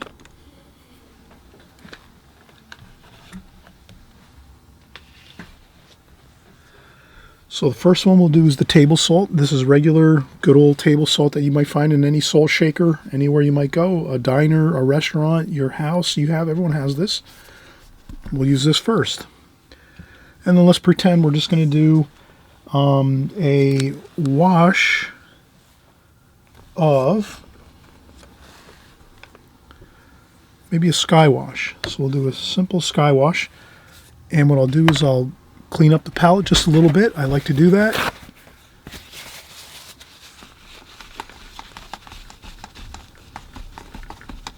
Not perfectly. We don't have to clean the palette perfectly. Just enough we get the residues of the previous painting or compositions. Like that. Good enough. And then we're going to take some blue, make some sky wash. Let's use cobalt blue. Let's use some French ultramarine blue over here. You can see that's a more high intensity blue. A little darker in tonal value. There's a little bit lighter in tonal value. The cobalt blue, and then maybe some cerulean blue. That'll be our sky washes. And then what we'll do is we'll introduce some raw umber to each of those, just to mellow out those blues a tiny bit. Like that. Okay, then what we're going to do next is we're just going to wet the paper a little bit. So we're going to take our brush here, which is our number 12. So we have a number 12, Da Vinci Pure Kolinsky. The number of this is the 1503 Germany Da Vinci Pure Kolinsky travel brush. And again, these brushes come apart. They're really awesome. You can just take them apart easy. They have a hole in the top, which means you can dry out your brush. So if you put your brush and stow it away like this, put it in your pocket. You can put this in your duffel bag, your backpack, your purse, wherever you have your art supplies. If you're going out, maybe doing some outdoor painting, or say traveling a little bit, going on vacation, visiting relatives, whatever it is, you can just bring this with you. It seals up perfectly, has a little air hole in the top to just let things dry out. And then the next time you need your brush, you just open it up like this. And that's what I really enjoy about these brushes. They're just so convenient. And then again, you can put it anywhere, your pocket. You can, very convenient if you're traveling or doing any kind of plein air painting or anything like that. So let's keep continuing on here. Let's wet this paper just a little bit here. So I'm going to wet the paper, pre-wet the paper, pre-moisten the paper just a little bit. Not the whole thing, just kind of like a square. And I leave some areas of just dry paper. I don't do the whole thing. This way we just have some kind of nice moist paper there to start with. Then let's pick up some colors. And we'll let the paint do the work. So I'll just put on some paint like this. French ultramarine blue. Like that. Sky wash. We're thinking sky wash. Some cobalt blue. Like that. And then finally some cerulean blue for the bottom here. And then also let's go with some raw sienna. Maybe a little bit of warm colors at the base of the sky, like this. Now what we're going to do is pretend that it's maybe some snow flurries. So maybe you're going to want to create a painting where you're going to have some snow flurries. A great way to do it, to add some snow flurries without having any much too difficult of a process, you could just take some table salt like this, right on with a salt shaker, and sprinkle some salt on your paper with your wash like this. And then you're just going to let that go and let that dry. So don't do anything. Sprinkle some salt on there and let it just sit like that. And then we're going to do a second one. Let's do the same thing. We're going to do another sky wash. Again, we'll do the same thing. Maybe we'll make this sky a little bit more high intensity. Cobalt blue, French ultramarine blue, cerulean blue, a little bit of raw sienna into each of those. Maybe a little burnt sienna into this. Okay. Then I'll just take my brush and sort of offload that paint into the palette. So I just mixed up all that paint. Let me take that all off the brush. Then I rinse off my brush. Then I go over here and then we're going to do the same process. Let's wet the paper, pre-wet the paper. We'll just make like a square or a rectangle here, just like this. Pre-wet the paper a little bit. Not everywhere, just maybe a square shape. Just like that. And again, we're doing some darker tonal values. And let's get right up in the top here, like this, with our darker. So we're doing a darker sky wash here. Then we'll pick up that cobalt blue.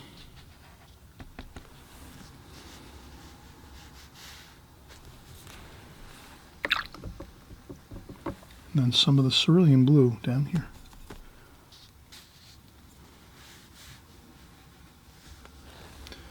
And then one last thing, we'll add a little bit of raw sienna again, or yellow ochre. Just a little bit of that at the bottom here.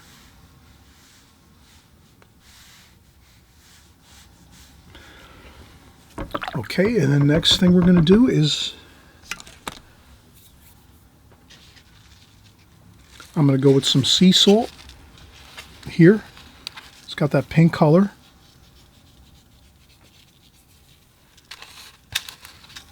We'll see how this handles with the paper and the paint. Okay.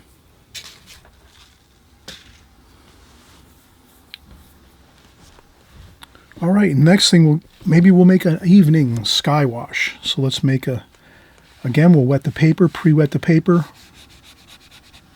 Make a rectangle or a square of just damp paper, which you just add some fresh, clean water to your paper first to start with.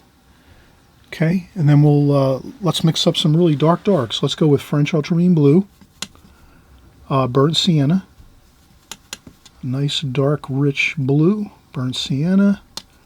Let's add some ivory black.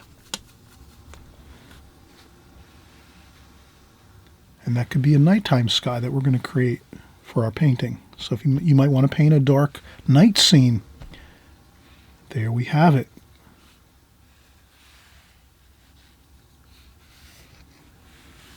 Okay.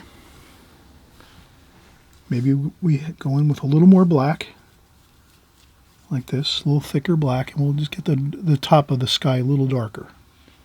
While we still have time, you have time to add in some paint to your wash, but you can't do it forever. You have to kind of do it quickly. Okay, I'll rinse off my brush. And then we just go with the lighter.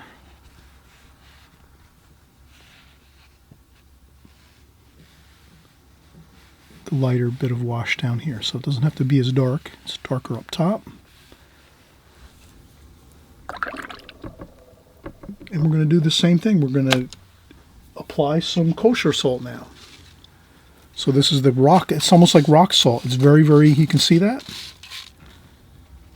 It's kind of hard to see here, but you'll see when we drop it onto the paper.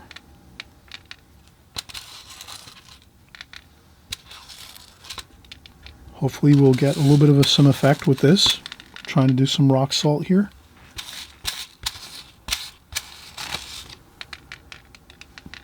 Again, very, thick salt. A lot of chefs use this type of salt, the kosher salt, when they're cooking with, a lot of times I see chefs use this when they're making like beef dishes, chicken, kind of meat dishes where they want to have some really good, strong salting of the meats while they're cooking them.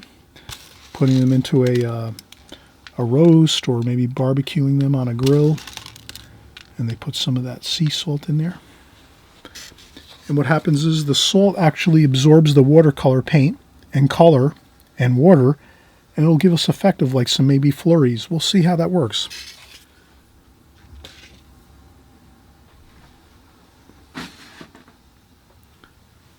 So we're kind of letting this dry. While we let this dry, we'll start working on the next three. So here you can kind of see we are trying to I'm trying to be mindful of time here. I don't want to keep you here forever doing these 50 watercolor tips and techniques, but I want you to have all the information, so I'm going to try to keep going and move on quickly here. Let's see, we did our sea salt, and then we're going to do some graded washes. Now these are kind of, I can expedite these pretty quickly. We're just going to go with a standard, basically to draw a cylinder, we're going to draw a cylinder. So we're going to draw two lines like this, 2 lines to draw a cylinder. And this could be a bottle or a can, and we'll make a little bit of an angle there for the bottom, and a little bit of an angle up top here like so, like that. Okay, and then what we're going to do is we're going to take, let's make this gold and red and blue. Okay, cadmium red, yellow ochre, cerulean blue.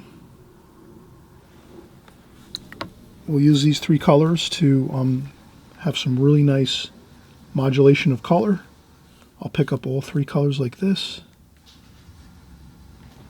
and I want to come over here and just add this to this side of the can.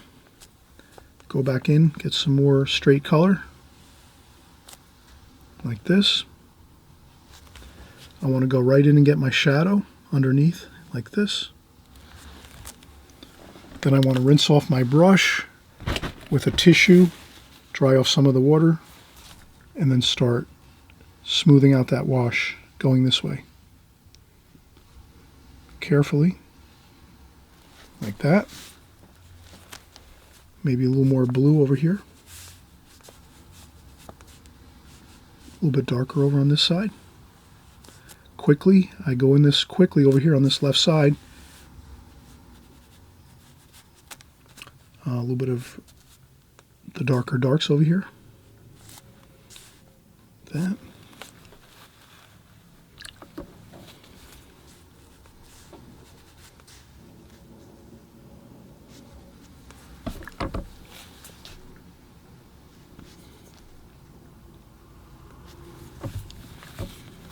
Then I could even just dry this off a little bit with a tissue or a paper towel, blot it up a little bit. Then maybe dry off the brush again, and then just carefully smooth that out. And then you can kind of see that you get a feeling of the light coming around, wrapping around that cylinder. And then we'll put another icon here. We always want to have our icon.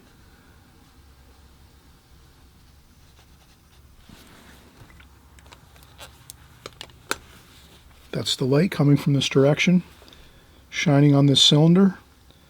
Over here on the left, there's more shadow, and over here there's more light. And there's the cast shadow from the can, or cylinder, or bottle, or whatever you want this to be. And that's what we consider a graded wash. So we'll call this a graded wash, where we're making the wash darker on one side and lighter on the other, and that produces a feeling of light as well as a feeling of three-dimensional quality. And this can be used over and over again in all of your paintings if you want it to. And depends on the light too as well. If you have a brightly lit painting like sunlight or a bright light, you'll see this type of effect. Sometimes you might paint maybe a cloudy day, or maybe the light is a little different, not that bright. Well, then sometimes you might not see this effect as much, but you'll still see bits of this type of effect. So this is something that, again, though, that you will use a lot of times as an artist, as a watercolor artist, to bring some really nice light into your paintings and shadows and three-dimensional quality. And then we have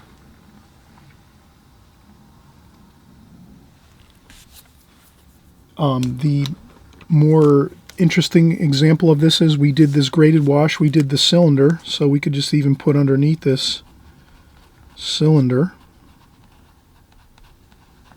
And then here we can call this lighthouse. So now we can see how we can translate this exercise or this composition over to a lighthouse. And then we can just maybe create a quick lighthouse, which is going to be the same shape, a cylinder. The only thing is lighthouses tend to taper out a little bit and get wider at the bottom, like this. Okay, so that's, and a lot of times they'll have a small house next to it. That will be the quarters for the lighthouse staff that will manage the lighthouse. And then we can just put the top of the lighthouse up here.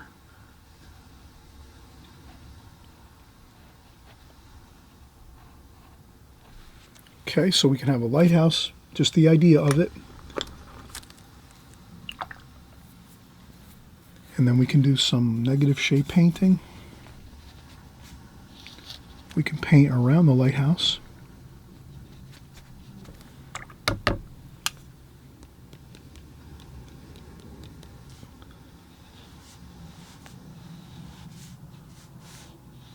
We'll do this quick. We won't try to prolong this painting. We're just going to try to get some quick wash on here. And then we're going to take this and then use the same washes to create the shadow side of the lighthouse over here, as well as the house along there.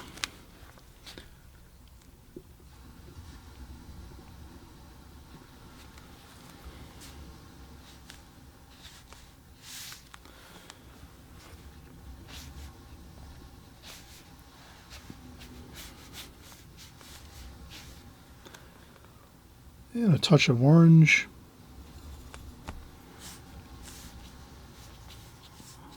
Over here. Quickly I go back in and just put that orange color into the bottom of the painting here.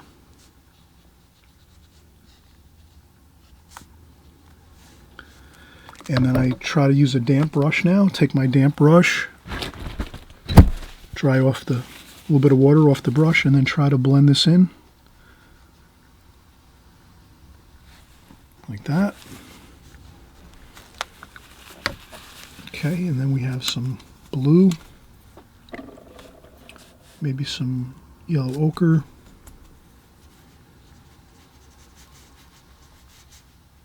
for a shadow.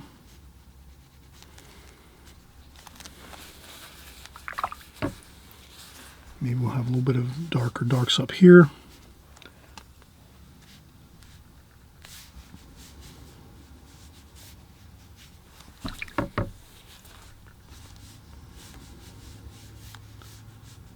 And again, I just try to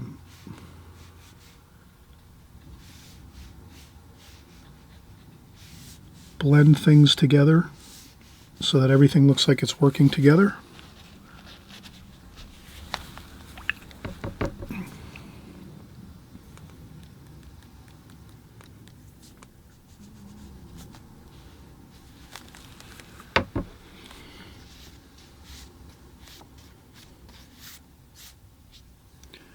Sand color, that's going to be yellow ochre.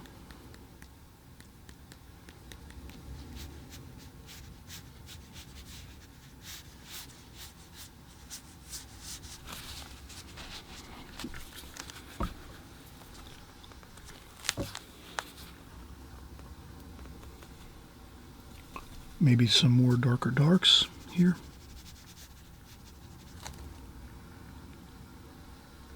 Darker darks up here.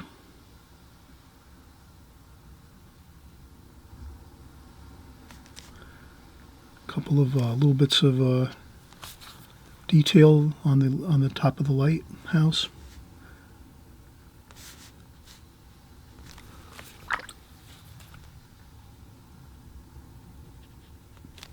A little bit of the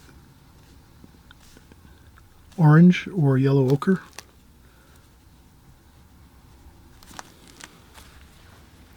Okay, so that's the idea of using the graded wash on a lighthouse to give you that really nice feeling of light.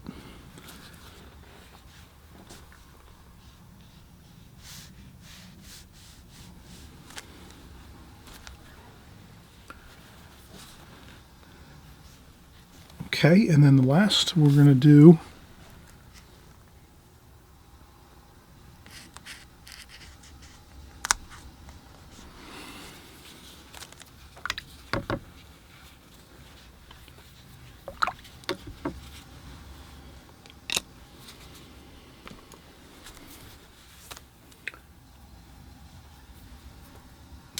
sometimes we have a brush or two that we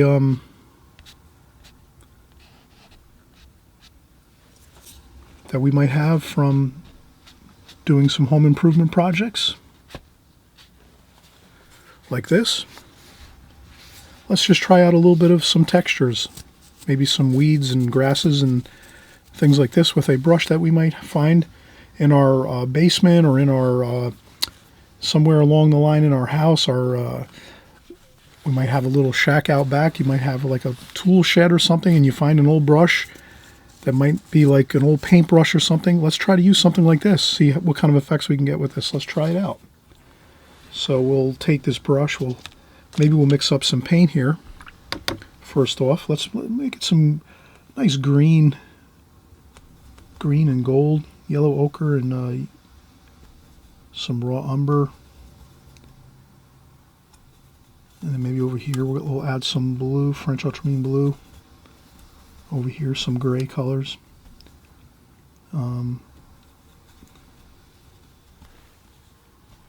Okay, so we have some mixes of colors, some cool colors, some warm colors. We have this nice brush. Let's see what kind of effects we can get with this. Let's just tap our brush into the paint and see what we can do.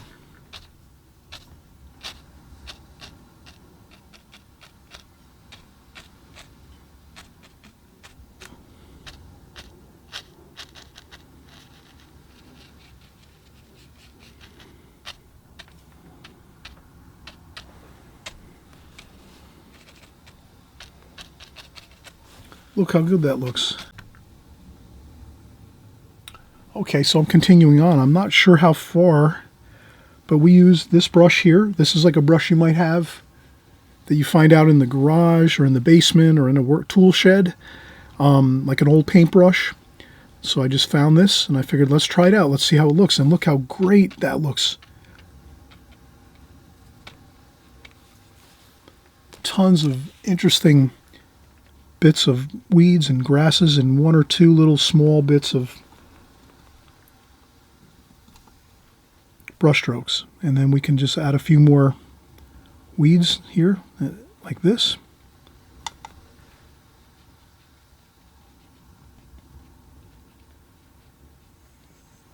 Like that. And look at that, how good that looks. And again, we can go back in. We can dry this off a little bit, this brush here. Dry it off. Get a little thicker paint, some green, raw umber, green, raw umber. Get the paint worked into the brush hairs.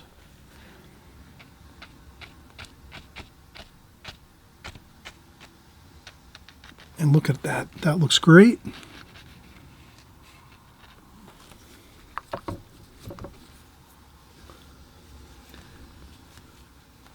A little bit of purple.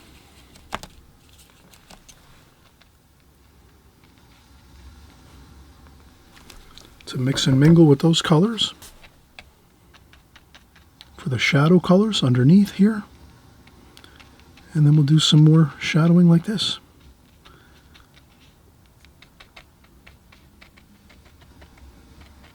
And that could be some snow. This could be some snow. And we have some shadowing here, like this. All right, so we've got the first half of this video completed. I'm hoping you're going to join us for the second part. Let's remove some of this salt. See how that worked out. Good. Look at that. I'm carefully removing the salt. And that looks good. How about here? And over here? Yes, we got some good texture from the salt. So you'll see that salt can give you some really nice texture to your washes if you want to create snow effects or texture. And then you just, once it's dry, you wipe off that salt and you have some really nice, see that, like some flurries.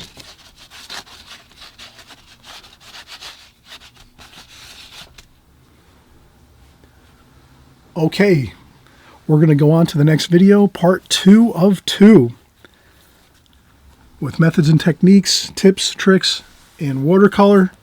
50. We're doing 50 in all. This is the first 24, and now we're going to move on to the next 25 or 26, and see you on the next video.